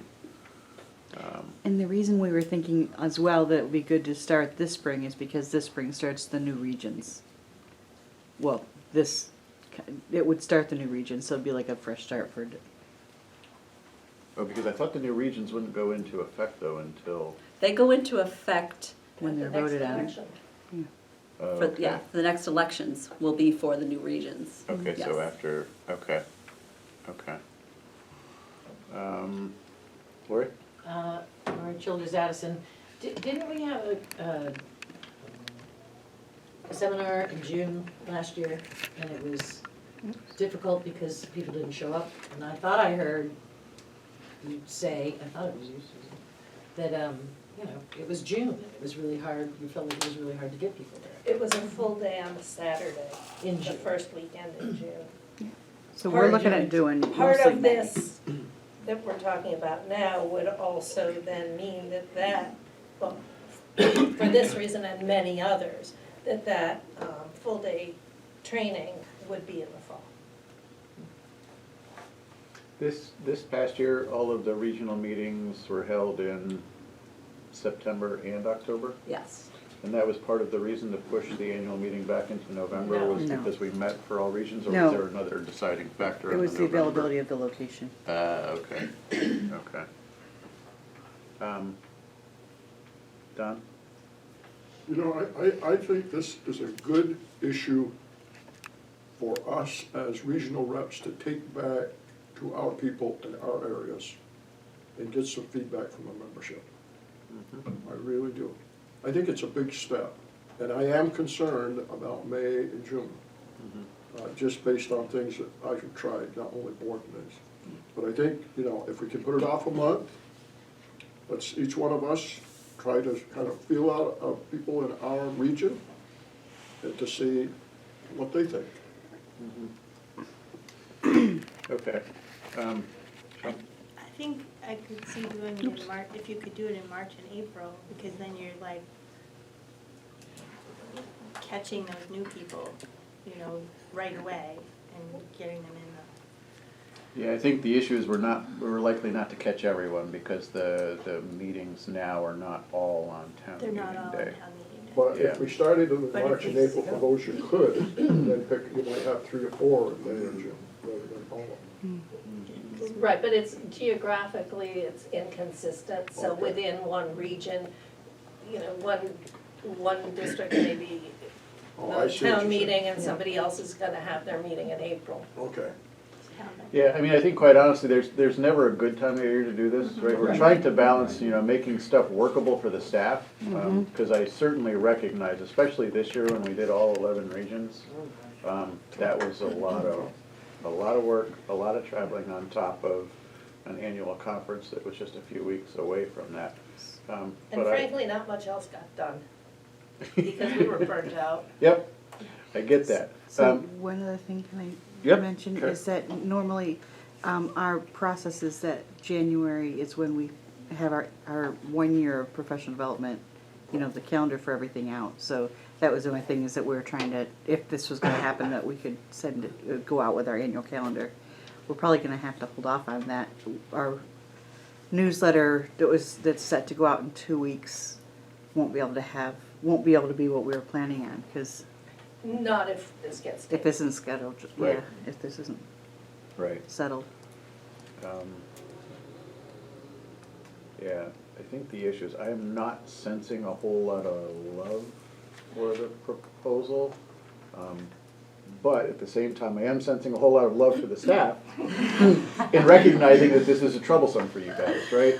And I'm trying to figure out if there is a way to sort of balance the needs of the staff with also trying to make sure that we get, you know, the greatest participation possible, knowing that the scheduling of this whole thing just doesn't really work out well for us, is if we need to cram it all in like May and June, none of this is really working out to be great. I think that it wasn't, the emphasis on our side was not as much on how it affected us as trying to really look at an overall plan for the member engagement and the, Consistency. yeah, Throughout the year. yeah. Would you two agree with that? Yeah, to create a more obvious path where there'd be staggered opportunities for direct face-to-face with the association. Yeah. You know, if people are elected in the spring, so we have the regional meetings. And then in the early fall, we're gonna have a day-long training and followed by late October with the annual meetings. And so it just creates more momentum rather than cramming everything into a 6-week period. Which kills us. Just thinking, you know, I don't, another possibility would just to tell everybody we're going to do it on a trial basis. We're gonna, you know, give it a shot for 1 year and we'll see how it works, and if it doesn't, then we'll switch back. See if we get more people. It's true. If it gets more people, that'd be worth it. How about doing the regional meetings in April and May, instead of May and June? As long as all the elections are through. Well River is one of the weird ones that we don't do town meeting, it's like 2 or 3 weeks after that they. If we had a handle on who's that late, then maybe that region would be. It's not geographically isolated, It's no. so But it's you pretty can, spread out. figure out what it is, what the timing is in all those different towns, then see if you could manage the, you know, Yeah. just the same way you were trying to do Montpelier earlier. There's also the legislative session in May, you know, in April and into early May, where I think that becomes prohibitive. Yeah. You know, and I'm also wondering if, what strikes me though is this piece where we're a little bit disconnected from the bylaws and having people sit after they've been elected. And I think my personal preference would be to be able to handle everything at once, so that we had the bylaws change and then the meeting time change, so that things sort of lined up well together. But admittedly, if that's they only were- personal preference. If we're doing it on a trial basis, that would be a permanent change as opposed to a trial basis, and then if it works, then making the change. Totally get that. But the trial basis is in some respects not indicative of what, I mean, unless we decide that we want to stick with a method where people are elected in spring and then finally are not seated with this board and not are able to vote with this board until November. Would there be anything wrong, excuse me, Don Collins, Frank, would there be anything wrong of taking it to the membership with, and a bylaws change? And so if one article was to move them to spring, then we would have the bylaw change at the same meeting, or you could vote on a bylaw change. If the vote was not to move them, then you wouldn't need the bylaw change. I am concerned about what I think I hear you saying. Somebody gets elected in March or April or May, and then they wait around till next October to find out. I'm not sure if I'm understanding it correctly, but the only time for the bylaws change is at the annual meeting. Right, so what I'm saying is, at the annual meeting, have 2 items that people can vote on. One of them, would you support moving the regional meetings to spring? And if that passed, then you would go to the next article, which would then move the date for when they become effective, change the bylaws. So you could go right from, yes, we're gonna move it to spring, and yes, the year when you become a member, it's gonna be July 1 or something like that. Right, so we could do that, but what that means is that the discussion tonight, then we decide to do nothing tonight. So we do nothing tonight, and then bring that back for October. Yeah, I mean, I think So that's one step, David. if we do what Don suggests, that doesn't preclude not doing the trial.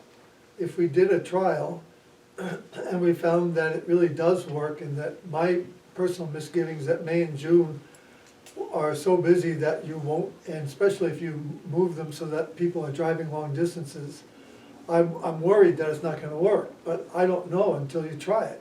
So if you do a trial and it works, then at the next meeting, you propose those bylaw changes, and you just, it's not a pretty picture either way.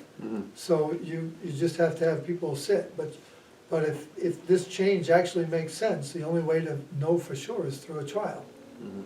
So I would suggest doing it when you think makes the most sense, they say May and June, and then if it works well, fine, and if it doesn't, then we learn something. We figure out how to make it right. Good. Any other thoughts on Would you care to make that motion, sir? I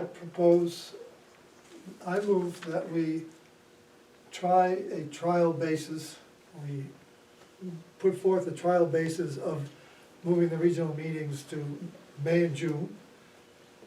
And then if that works well, then, and we want to make it permanent, then at the annual meeting, we then make two changes. One, we vote on the change of the regional meetings from trial to permanent, and then we vote on bylaw change. So That's would not a it, good would it be motion. more helpful rather than a prescribed May and June to say the spring? Probably, because then we'd have a little more flexibility. And Yeah, it doesn't currently say that it's in the fall, so you wouldn't have to make Right. a motion to change it to the spring, because nothing Right. says the fall right now. It's okay. just convention. Right, it's not in the Done. bylaws or anything like that, Oh, so, okay. yeah. And then I'm wondering if the motion needs to mention at all the piece about possible bylaws change at the annual meeting, or if that could just be taken up That can be taken up. at All right, so it's later just on. a Later, motion yes. to. So I wonder if we could maybe just make your motion a little bit more concise and, Go ahead. You know what I'm trying to say. move to change the regional meetings to spring Yeah, thank you. On a trial basis. on a trial basis. So David made that motion, was it seconded? Second. By Jim. Mr. Salzgiver. Any further discussion on it? All those in favor say aye. Aye. Those opposed? The ayes have it. So as Don pointed out, then maybe as Sue and team work through the scheduling of that stuff, another potential for you to reach out to your regional reps to let them know that this change might be or is coming. Yeah. Okay, thank you. Moving on now to VSBA resolutions and the 2020 legislative session. Yes, well, we've already talked about how important resolutions are. Just wanted to give you a little bit of background information. In your packet, you have a list of the newly adopted resolutions of the VSBA and some of the existing resolutions that provide guidance on issues of importance that might arise during the legislative session. Resolutions, as you know, are positions taken by the VSBA, and the process that we have for adopting them is that members submit the proposed resolutions no later than 3 months before the annual meeting.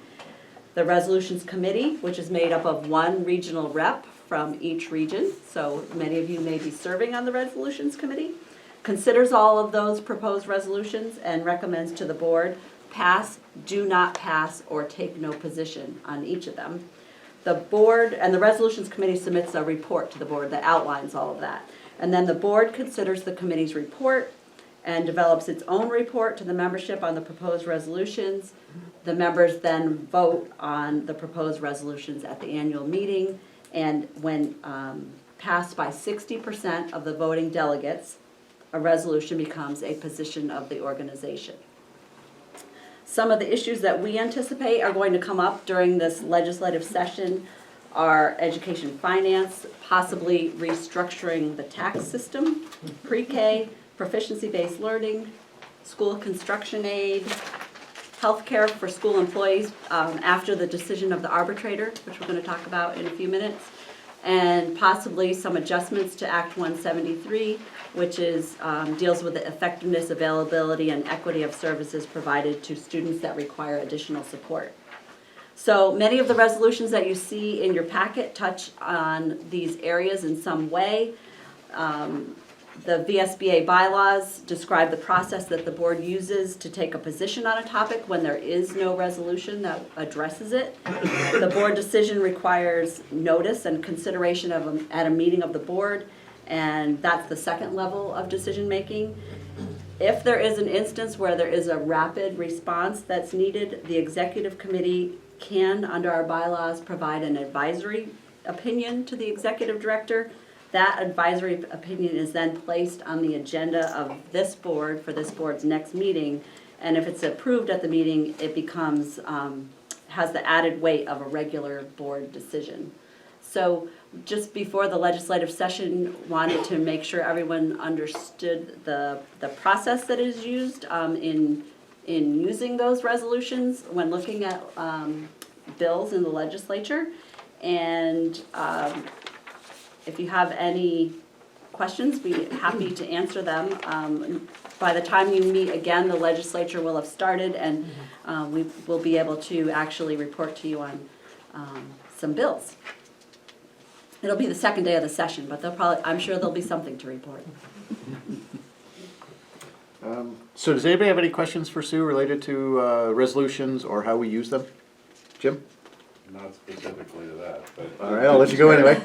Just curious, you know, because you outlined a series of things that you thought were gonna be items. You know, here we've got the, you know, newly adopted and some of the other relevant. Is that, I didn't kind of see a one-to-one correlation between those necessarily, but are these the other relevant resolutions are the ones that you think are likely to be in play or more likely to be in play? Yes, I think for Ed Finance, a lot of these ones under other relevant would be applicable. And they can apply to some others as well, depending on what comes up. Yeah, I took a look through the resolutions and ended up, you know, there were a couple that I kind of, you know, wish were maybe being considered, and I, you know, so I just thought I'd bounce off the old, you know, and actually, you know, in miscellaneous, the old social medical services provided in schools, I think that's been an issue that's been raised a fair amount. I don't know whether it's gonna get into play, and early education, what to do with that. Do you see those as being likely to get on the agenda for the legislature? Well, I think No? definitely early education will, in some form. I mean, last year there were quite a few bills. Nothing really got done last year, but I think that it will. So I'm not sure about the other topic, whether that, I haven't heard a lot about that. I was thinking, yeah, that's within, you know, 5G is, you know, early ed, our resolution, and it just, we're putting, whoops, which you have in there, sorry. Yes, yep, it's in there. It's the last one. Okay, thank you. Any other questions or comments for Sue? You got a new pair of sneakers ready to go? Yes. All right. Moving on then to statewide healthcare bargaining update. Too bad Adrian's not here. I He know, could give the maybe update. she was not feeling well after the decision there. One of our VSBA board members, Adrian Raymond, is one of the employer commissioners that was negotiating on the statewide healthcare benefit. So you've probably all already heard that the arbitrator issued a decision on Monday in that negotiation. And there is a chart in your packet that was put in your packet before we knew that decision was issued, which shows both sides' last best offers. Under the way the law was structured, the arbitrator had to pick one or the other in its entirety. And the arbitrator picked the employee's last best offer. So if you take a look at the chart that is in your packet, to understand what the arbitrator picked, I gotta find the chart here. To understand what the arbitrator picked, it's to the far right. This is what the arbitrator picked, okay? This you can just X out right now, the one in the middle. So we wanted to let you know what the VSBA is doing in order to get information out to our membership about this. As discussed at your last meeting, we've contracted with the law firm of McNeil, Leddy & Sheehan, and they're going to be providing 9 workshops around the state and also a webinar. And those workshops and webinar are going to provide information on the statewide health care benefit imposed by the arbitrator, very importantly, what its implications are for the local districts. And they're also going to have a detailed explanation of the new health care benefit, including an overview of its fiscal and operational impacts, total compensation bargaining strategies, cash in lieu, grievance processes, and helpful tips for school board negotiators. So that's all geared toward helping school boards with negotiating everything else that needs to be negotiated now that we have this decision. But there's also information that is needed by districts earlier than that in order to complete the budget process. So one of the things that happened is the decision was signed by the arbitrator on Monday. He called and let the parties know which side he picked, but he did not email his decision to them. He mailed that. So they just received it in the mail today. So now that they actually have the actual decision and the reasoning for the decision, they are going to be working on materials for distribution ASAP to everyone that's going to provide information that boards need in order to finish their budgets and have good information to base those budgets on. So I just wanted to let all of you know that all of that's in the works. You can see the information about the workshops and the webinar on our website. It's on the homepage of our website. You can sign up on the website, and they're free. Can I ask you a question? Sure. Came up last night at our negotiations meeting, Tara Sweet Franklin. Why is the webinar coming out after all? I mean, I get probably why, but it's so late after all the webinars. Like for us, we'll have already met 2 or 3 times, and we feel like it's more important if that webinar was earlier. And I was asked to bring that to your attention. Well, that's a good question. Webinar shorter, has less Yes, information. yes. And it's made, the reason why we scheduled it last was it's for if people can't come. If something comes up, you know, you're planning on going to this, but you can't come, then that's a backup more than anything. The live ones will be much better opportunity. And the live one near you would be St. Albans, I believe, right? Yes, there is one. I think in we St. have. I Albans. think our human resources person's going to go to drive to Middlebury because it's sooner, but everyone else can't because we have board meetings scheduled. So. So when is the webinar gonna be available? The webinar is on February February 6th. And the rest of them are, most of them are in January. Yeah, I think the last one's 2-5 actually. Yeah. See, everybody that's at town meeting is gonna have to make those decisions in about 3 weeks, 3, 4 weeks. Yeah. If your budget's voted on at town meeting. Well, this is really geared toward helping boards with negotiations of the rest of the topics. More than the actual cost. Yes, Okay. yes. And the actual cost, we want to have the information out to you, you know, as soon as we can, I was this gonna say, week or next right. week. So that's the plan. So when does it take effect? December, July 1st of 20, okay. Yeah. So it's gonna have to be effective, okay. In our next budget, yeah. Yeah, oh, okay. Let me go Colleen and then. I just wonder if we have any data about how it affects districts around the state? Are there clusters of where That it's would be a negative question and for the clusters where employer it's commissioners, I think. One thing that I do know is that they did have a lot of data on the proposals that went to the arbitrator, but in the process of arbitration, he allowed them to change their proposals right at the end. And so that did happen, and so there is not as good data on the final proposals as there were for the proposals that were at the beginning of the arbitration, unfortunately. I need, sorry, David Chandler, Bennington, I need clarification under premium share. I think I know what is meant, but it says status quo and then increased by 2%. So that's increasing the teacher donation. So That's it's not, at 90-20, 90-10, no? That's the employer commissioners, which didn't get picked. So you need to look at the far. I think it's this one. I think it's the Premium school share. support, SS, school But it's support. for- Oh, this one, okay, sorry, I was looking at the, Yeah, so it's this one. So it says TA, increased by okay. 2%, so which percentage is, I assume it's the teacher donation percentage is increased by 2%, is that correct? yes. Actually supports. And yeah, to be clear, that column That's is, for that support staff. row is for Support support Yeah, staff. that's for support staff. It's both, right? No, Nope. teachers So are it's- above that. Teachers Oh, stay at that's what that 80/20. meant, I got Just it. get Yep. it to them. I got There it. is an explanation of those abbreviations at the end, which might be helpful. It's on the other page. Yeah. Okay, thank you. Any other questions for Sue really on this? I know the timing's not great for all of us, but we're gonna do our best to make sure that the information that we have is out there for all of you to use for both negotiations and for budgeting.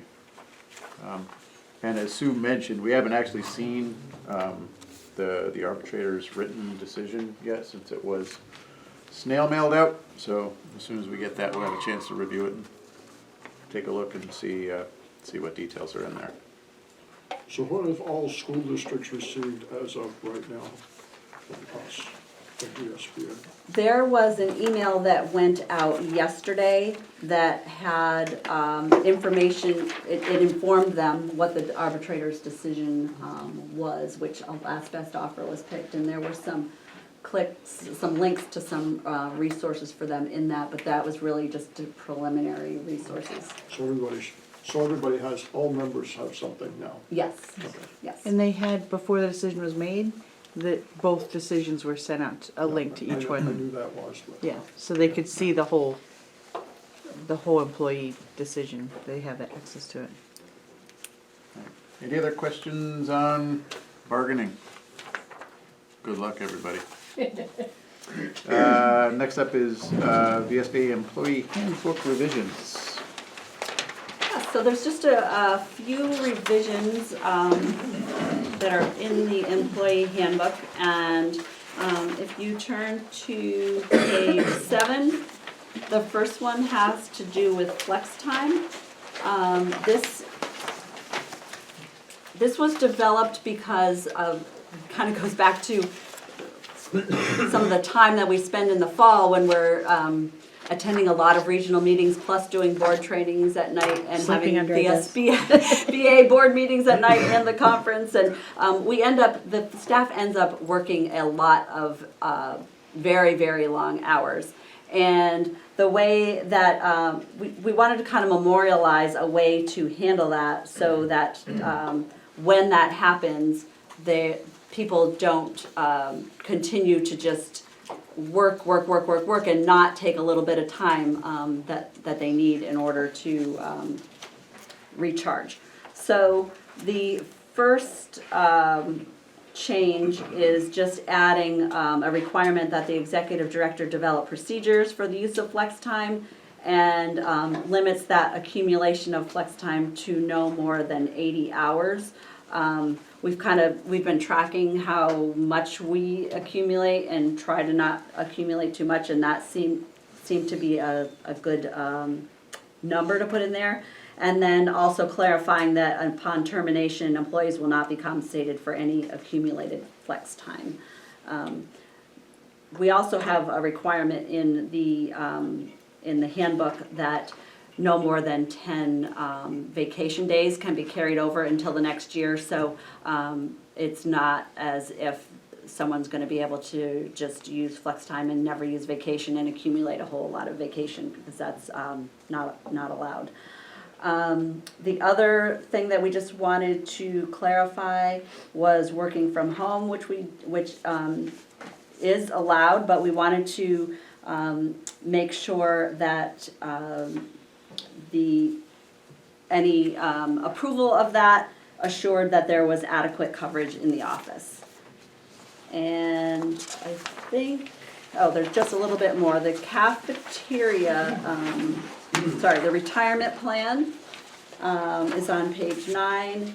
That's a clarification that applies to full-time employees. And on page 10, there is a cafeteria plan that the association provides to each full-time employee. And the adjustment here is that if the employee starts after the first day of the fiscal year, currently now September 1, that amount would be prorated according to the number of months left in the contract year. And also that upon termination, the final paycheck would be, if that contribution's already been made for the year, there would be an adjustment in the final paycheck of the employee to prorate that contribution to the cafeteria plan. I believe that's everything. Yes. Okay. Any questions for Sue on these proposed changes? These were all in the works for several months, so it's not anything that new that's been sort of developed since I came on board as executive director. It's been something that was being developed well before that. George? Just to be clear, the flex time is 1 hour? Yes, Okay, yes. thank you. Any other questions on revisions to the employee handbook? Seeing none, I will look for a motion to approve the revisions. Yeah, I just have one question. Is full-time employee defined somewhere? Yes, it's 37 and a half. It's the second I saw provision, the 37 and a half, but Yeah. I didn't see that it was connected with full-time employee. See what I'm saying? You refer Just to says full-time that's the standard work week. standard work week. Doesn't say I mean, yeah, again, I see that, but I, Well, it says on number 5, hours beyond 37 and a half in a given week are paid at time and a half. That would be for someone who is a non-exempt employee. We're all exempt employees, so Right. it doesn't really, yeah. I'm fine with it, it just wondered. I'm not gonna be a stickler about it. Okay, I mean, I think, you think it's important for what reason? It just doesn't have a definition anywhere particularly. Standard work week of full-time employee by the VSBA shall be 37 and a half hours. Would be a way of dealing with connecting full-time employee with 37 and a half hours. It's not a big deal, it's only 4 people, it's just. Isn't that what Okay. the standard work week, Mhm. number one? Oh, okay. Yep, I mean, I guess, so what I'm looking at is, I say we define standard work week, we define how you're eligible for benefits. Yes. Are there any other areas that definition would have an impact on? The retirement benefit, no, I don't think so. Okay. Just wanna make sure that we're not missing anything by not having the definition in there as you suggested, Yes, I think and I don't think we are.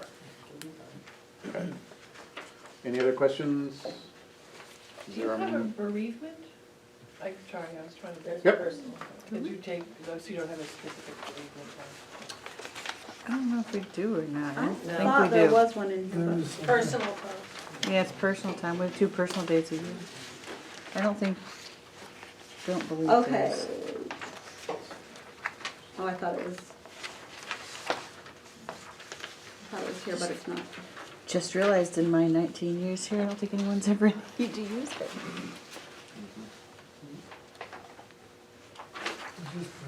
Personal leisure. Okay. Yeah. Any other questions? I'll look for a motion then to approve the revisions to the handbook. Don, you're good at making motions. I made more motions than I should, but I'll make this one. Nice. Approve it. Move to approve the recommended revisions. Mark Nielsen, will second it. Nice. Any further discussion? All those in favor say aye. Aye. Opposed? The ayes have it. The motion was based on the fact that we're gonna have a high-quality dinner every month. Of course You we are. cannot qualify a motion like that after it's already been voted on. That is not fair. And you don't need to. Okay. Moving on then to regional representative outreach updates. Is that me, or is that? That's them, right? Oh, yeah. Well, I was wondering if it was me or you that got the conversation going. Folks, thanks to all of you who, with a little bit of prodding by me, sent out those wonderful emails. Everybody did a great job. I think there are a couple of places where we may still need to get them out there, but. I have a question. Mark, please. I'm Mark from Lamar. I can send out emails till I'm blue in the face, and people just go delete, delete, delete. Now, when we have our school board meetings, we talk about the VSBA maybe once a month, once every other month. Both myself, I give the updates because I'm sitting here. Our superintendent, Kat Gallagher, she gets sometimes a little more vocal about it. So, rather than send out a note to 36 people or whatever, we communicate directly with them and have sidebar conversations at the school board meeting about it.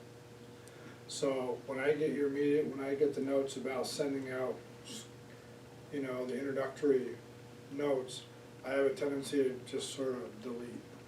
You deleted my email? I delete Oh my hundreds of God. emails. But my whole point is I spend a fair amount of time talking to the folks about the VSBA and what's going on.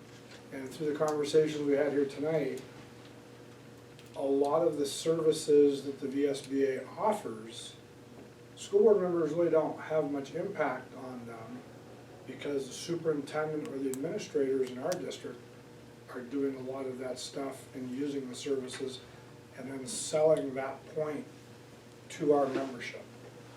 So I just wanted to let you know that I probably won't send out all the emails because I'm not the fluffy email type. But does your region just have the one district? Well, our region, no, it has a couple different, South and north, yeah. right. So I tend to have the personal contact versus the email contact because a lot of people will just delete that email too.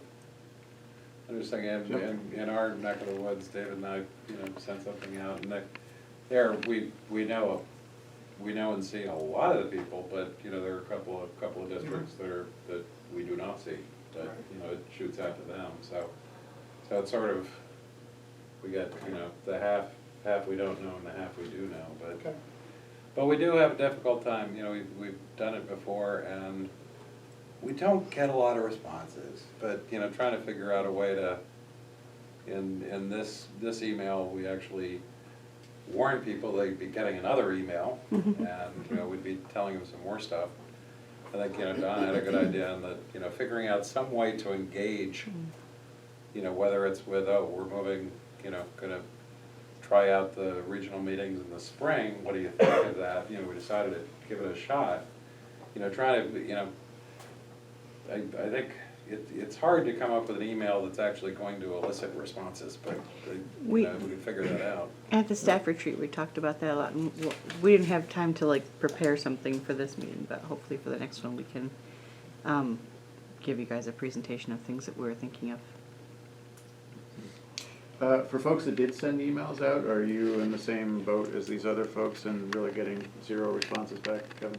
So I tend to agree that emails is something that you look at and delete. It doesn't fodder a lot of response or conversation. You know, any way that you communicate out, you need to communicate out like 5, 6 different ways if you really want to get that message out. I mean, Lori and I have been talking about 2 of the 3 school boards, you know, we're covering because we're on those boards, and then the 3rd one is, well, maybe we actually go do visit them or something every once in a while. But I think the personal contact, if nothing else, it's a real face, you know, is pretty important. Yeah, Jim? Maybe to throw out an idea, Dave and I had the surprise of, we actually got invited to one of those other boards that we're not on. And they had a couple of things they wanted to talk about, but it actually was a great opportunity to get in front of them. As we kind of, you know, thought about, should we kind of offer that up to other people? If you want us to come and tell you what's going on at the VSBA, we can come to your board meeting and you know, fill you in and answer any questions. I think that could be a good way to create the engagement. Yeah, no, I think any of those proactive things of actually going to another board meeting is great. I say that though very cautiously, knowing that all of you have a lot of board meetings to go to already, and to add another one to your schedule is sometimes not an easy thing to do. Yeah, I mean, I appreciate any and all efforts that you guys are making to reach out for your membership. I think it's really important, especially if we're trying to meet our goals of, you know, increasing engagement with membership. But, you know, I'm just like the rest of you guys, all the emails that I used to send out didn't really get any responses. The one time that I got, I think, like 10 responses was because I was trying to encourage the Windsor area to send more representatives to the annual meeting to beat all of the other regions. And for one reason or another, that generated enough response. Like everybody's like, I like a good competition and that sort of thing. I don't think it actually worked. I think we still ended up with the same sort of typical representatives from the Windsor region at the annual meeting. But it did get a few people to respond to me, and at least having an opportunity to reply back to him and say, thanks, and sort of establishing a little bit of an online relationship was helpful. So, I encourage you, whatever opportunity you have, to take advantage of it and make the most of it. Tara is great. She's gonna get me to do more than I did before, because she's doing stuff. And so we not only got that, but we're also a newspaper. But talking about the emails, I have much better luck just using the telephone. Now, she is on the board and I'm on the board. That leaves 2 other districts. And we haven't even talked about it, but we will be, who's gonna take one of those other districts, so we'll have them covered personally. I did a personal visit a couple of times when I first came on, and I'm gonna tell you, many of their agendas are so full that you better get in there in 10 minutes and get out of there. Otherwise, you're losing support. So I think that's good. But I found the telephone calls did work. Sometimes people even call me back, which is pretty amazing. But I'm so pleased because I have a partner that takes the lead. That's what I need. All right. Susan? I just want to say, last year I went to, I don't know, maybe 10 different board meetings around the state, Mark, you were among them. And I asked for time on the agenda. Some of them gave it to me, some did not, and so, but they invited me to at least introduce myself and the VSBA at the public comment section. And so for those of you who have the time and inclination, that's usually at the beginning of a meeting. So I will confer with Sue as to whether I'm gonna be deployed out on the road again, and if so, I welcome your input as to which districts could do well with a visit. Yeah. And I would say for those of you that do reach out and you find something that worked really well for you, please share it with the rest of us so that maybe we, if it's something we might be able to replicate in other parts of the state would be good. All right. Anything else you think we wanted to cover? So then, next up is appointment for our regional rep from the Orleans Northern Essex region. Kevin. I wanna make that motion. Before I even get a chance to ask Kevin if he's still interested after sitting through a meeting. I don't care if he's interested. Don has immediately jumped in the smart way. I wanna make that motion. Go ahead, Neil, I apologize. No, that's all right. So you've made a nomination.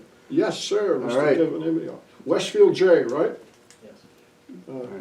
And he is highly recommended by the SU chair, one-time SU chair, and a number of other people up there. So All I right. expect good things.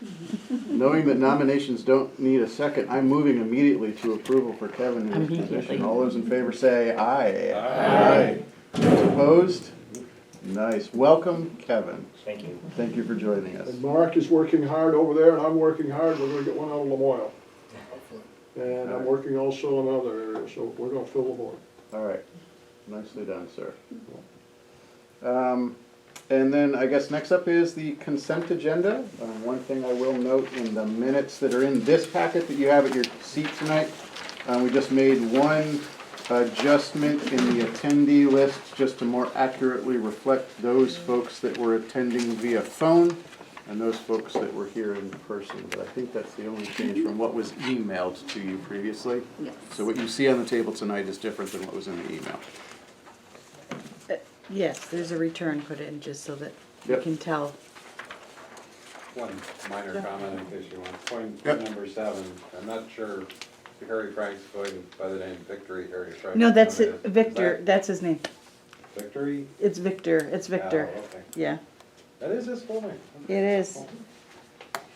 I'll change the Oh, Y, Victory, I'll take the I'm Y thinking, out. wow. Get the Y out of there. So I was on the phone, my name's not on here. Oh, I didn't know you were on the Oh, that's because you phone. couldn't talk to I us. couldn't talk to you. And it was I a mystery. We didn't know, didn't know yes. that you were actually on the phone until you emailed me later and said I was on the phone. Yes, exactly. It was very frustrating. And Judy was on the phone somewhere outside of Montreal. Yes, and then I fell off the phone, so I don't even know that you. Fell off the phone. That's It's okay. okay, we can't You tell. were there for part of it, and can we just Oh, put I in would. parentheses lurker after Lori's name? Lurker. Any other changes to the minutes? All right, I'll look for approval, motion for the consent agenda. I move to approve the consent agenda. Michelle Braun, Washington Orange. Second, Jim Salzgiver, Bennington. All those in favor say aye. Aye. Opposed? Perfect. I would abstain, because honestly, I got through the icebreaker and then I thought I would just pay more in roaming charges. Nope, they just come. So that's a half. That's okay. I will say I had occasion to brush up on Robert's Rules of Order recently, and the section in particular on minutes, I found quite enlightening to say that you don't need to abstain when approving minutes. The minutes are merely a record of the body. It's not reflective of you saying that you were there and can confirm that all of these are actually accurate. That was news to That's me when good information we could send out to the boards, because that's not. you could, I thought that I would bring that up at my next local board meeting, saying we could really shave a lot of time off of our meeting. But you know, we have this conversation all the time, and then every single time, somebody, well, I wasn't there. Yeah, Carrie, send it out to everybody, because we get that all the time, and say you don't need to do that, but yeah. there's this belief that you weren't there, you should say it was an okay meeting. Brief piece of information we could send out to everyone and on our social media, which is what we're working on right now. Ooh, I'd even say if there's even a couple other tips for refreshers from Robert's Rules would be great, because I know that's always Tipster right here. We have a tipster. I am the last, so quite honestly, I am the last person that you probably want to ask about Robert's Rules of Order. We sure, have he not does it now. followed those really at all in our local meetings. We are, we run things real loose. And I only, to be quite honest with you guys, I looked at those Robert's Rules of Order because I knew last month I was chairing this meeting for the first time, and I was like, crap, I better know what I'm doing. Because locally I just sort of wing it, but here I can't wing it anymore, and it was you guys that made me check it, so. and Clarence was gonna be here. Clarence was Yeah, I cannot approach Clarence's encyclopedic knowledge of Robert's Rules of Order. Do we have any items of new business to? I don't have any, the only thing I would let the board know is that tomorrow and Friday I will be in Providence, Rhode Island. There is a meeting of all the executive directors of the state school boards associations for the northeastern part of the United States. So I'm looking forward to meeting the other executive directors and making connections with them and learning from them, and it will be very interesting. That's great. Are there any agenda items that board members would like to see for future agendas? If you don't have any now, that's What about, okay. what if the legislature's going to be in session only 2 days? We usually have somebody come over. Yeah, I have invited Senator Baruch from the Senate Ed Committee to come. Last year, He did come. Representative Webb, Chair Webb, came from the House Ed Committee, so we thought we would invite Senator Baruch this year, and I haven't heard back from him yet, but I have extended that invitation. If there's anyone else that you would like to hear from, you can let us know, and we'd be happy to invite them. Well, I think as the session goes on, I think it'd be important that we maybe have Ann Cummings from Senate Finance and Janet Ansel from House Ways and Means. Because even though we have an education committee, I will tell you, having chaired that, a lot of the work that impacts our school districts is done by the tax committees. And so I'd like to have those people come. Plus, as I often told them, they're wonderful people, but they don't live in the real world of education. It's easier to sit there and say they don't need this, they don't need that, oh, let's pass this, if you aren't affiliated with schools. So it'd be nice to have those two ladies. They've been in those positions a long time. They have, yes. Lori? So, we're getting hit on all ends in Addison Northwest, and proficiency-based learning. And I wondered how everybody's doing with proficiency-based learning in their school districts. You know, some are way more ahead than others, but I wondered if we maybe want to talk about that at the VSBA level. It certainly is coming down the pike, and it's coming down the pike hard. I'd like to know what other people are thinking. Are there board level issues associated with that you're particularly interested in? Well, ignorance is an issue. It really is. It Okay. really is. Okay, Colleen? I wonder for proficiency-based learning, if it's an opportunity to bring a superintendent to a board meeting for an overview, because they Especially talk about somebody it, that's implemented it. they talk about it all the time. How are they implementing it in the school? What are their needs? And it comes to us as a board because we provide professional development time. and, you know, the resources for curriculum development and so forth. Just thinking it might also be interesting to have somebody, you know, AOE, because, you know, shouldn't they be giving some, you know, some of these statewide initiatives that, you know, all the districts are trying to do their best, and some are more capable or more able, or, you know, to do it than others. Right. I think, you know, the AOE deserves a little bit more, you know, or we deserve from the AOE a little bit more direction and support, so maybe just having them in to explain, why are we so inconsistent around the state and all? I think that's an awesome idea. I love that idea. Michelle? And I foresee in this legislative session that there could just be an end run right around school boards. I mean, I think the school boards, we've all learned That's enough. never happened before. We've all learned enough about proficiency that we want to support it, but, you know, the general population is frustrated, and they may just take that to the legislature, no matter what we say. So I think if we think it's a good thing, and if AOE thinks it's a good thing, they need to speak up and be a little more clear about that. Absolutely. I don't know if, excuse me, Collins, I don't know if you heard the secretary, but the secretary told people in our area, there's proficiency-based learning, and there's proficiency-based grading, and the grading seems to be the concern in our part of the state. Yeah. And so they're kind of intertwined, and he's saying that there is no requirement for proficiency-based grading, but there is a requirement for proficiency. Yes, but proficiency-based learning. And it is, you know, it's hard. At its face, or on its face, proficiency-based learning should only be pass-fail, period. So grading is a huge portion of proficiency-based learning. I'm sorry to hear him say that. Anyway, and it really leaves our communities at a lot of risk, because that's where all our parents get inundated with, introduced to proficiency-based learning when they log on to Jump Rope or Power School and they go, what is this? Didn't like one superintendent or principal, you know, end up quitting over the fact? Oh, yeah, it was St. Albans. Right It now- came up at our meeting the other night. Right in our area. Oh, and what LePage did in Maine is another thing. I mean, we're getting a lot of pushback. Like, why are you doing this? I mean, our school district was an early adopter and did a lot of work on it. And I can say as a parent of a senior, the colleges in the New England area at least have been really receptive, and whatever our school's doing, that was the big thing is, you know, how are my kids gonna get, I mean, as far as I know, we haven't got the official documentation, but my child got an email from the coach saying she was accepted to a college today. We haven't gotten the official thing, thank you. But I was like, she's like, Mom, does that mean we get in? I'm like, well, if the coach is saying congratulations, I'm assuming, but we've never met the coach, but they must have pulled off her Common App that she had played that sport, so that's the only thing we can think of, but,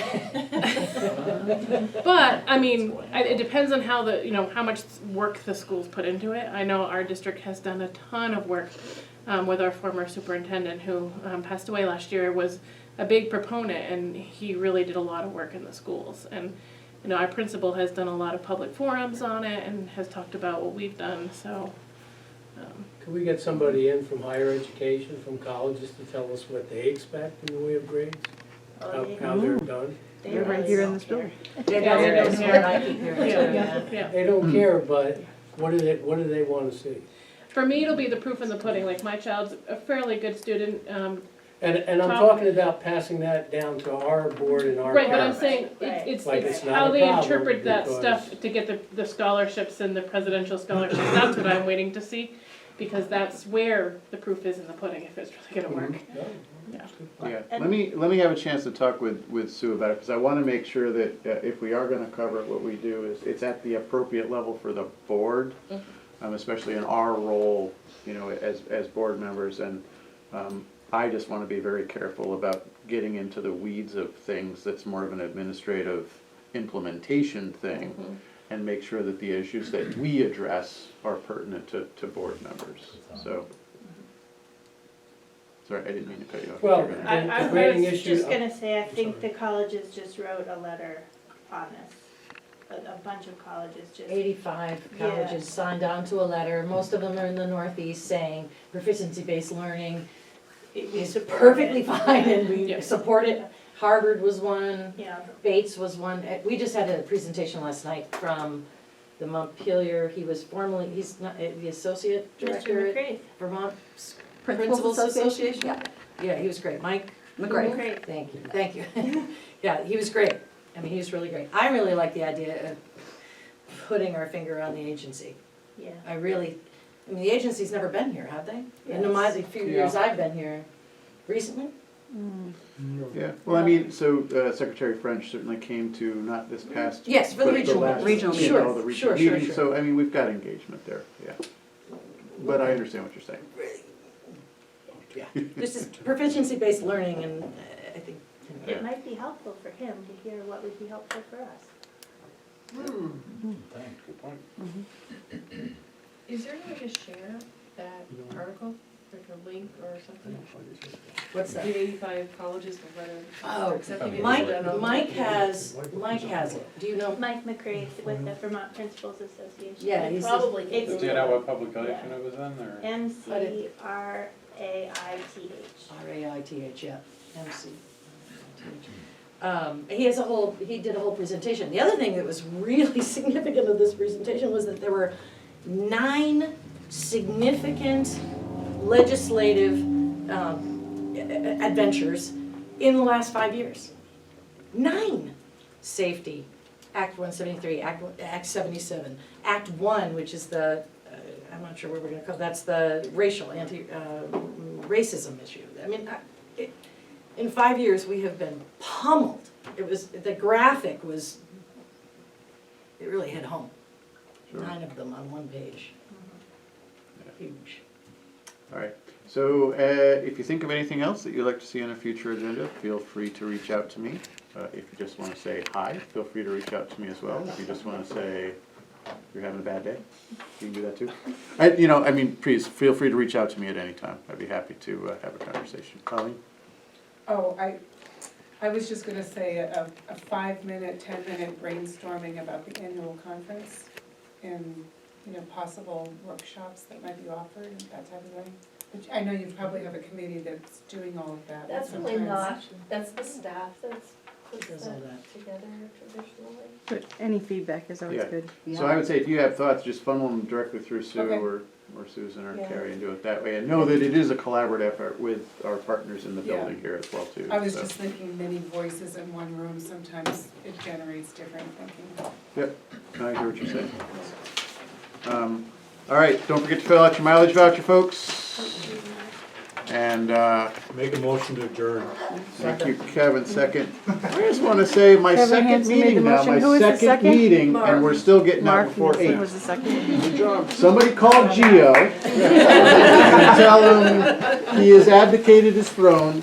You're saying it right now. And you're Hey, Gio, buddy. You and me.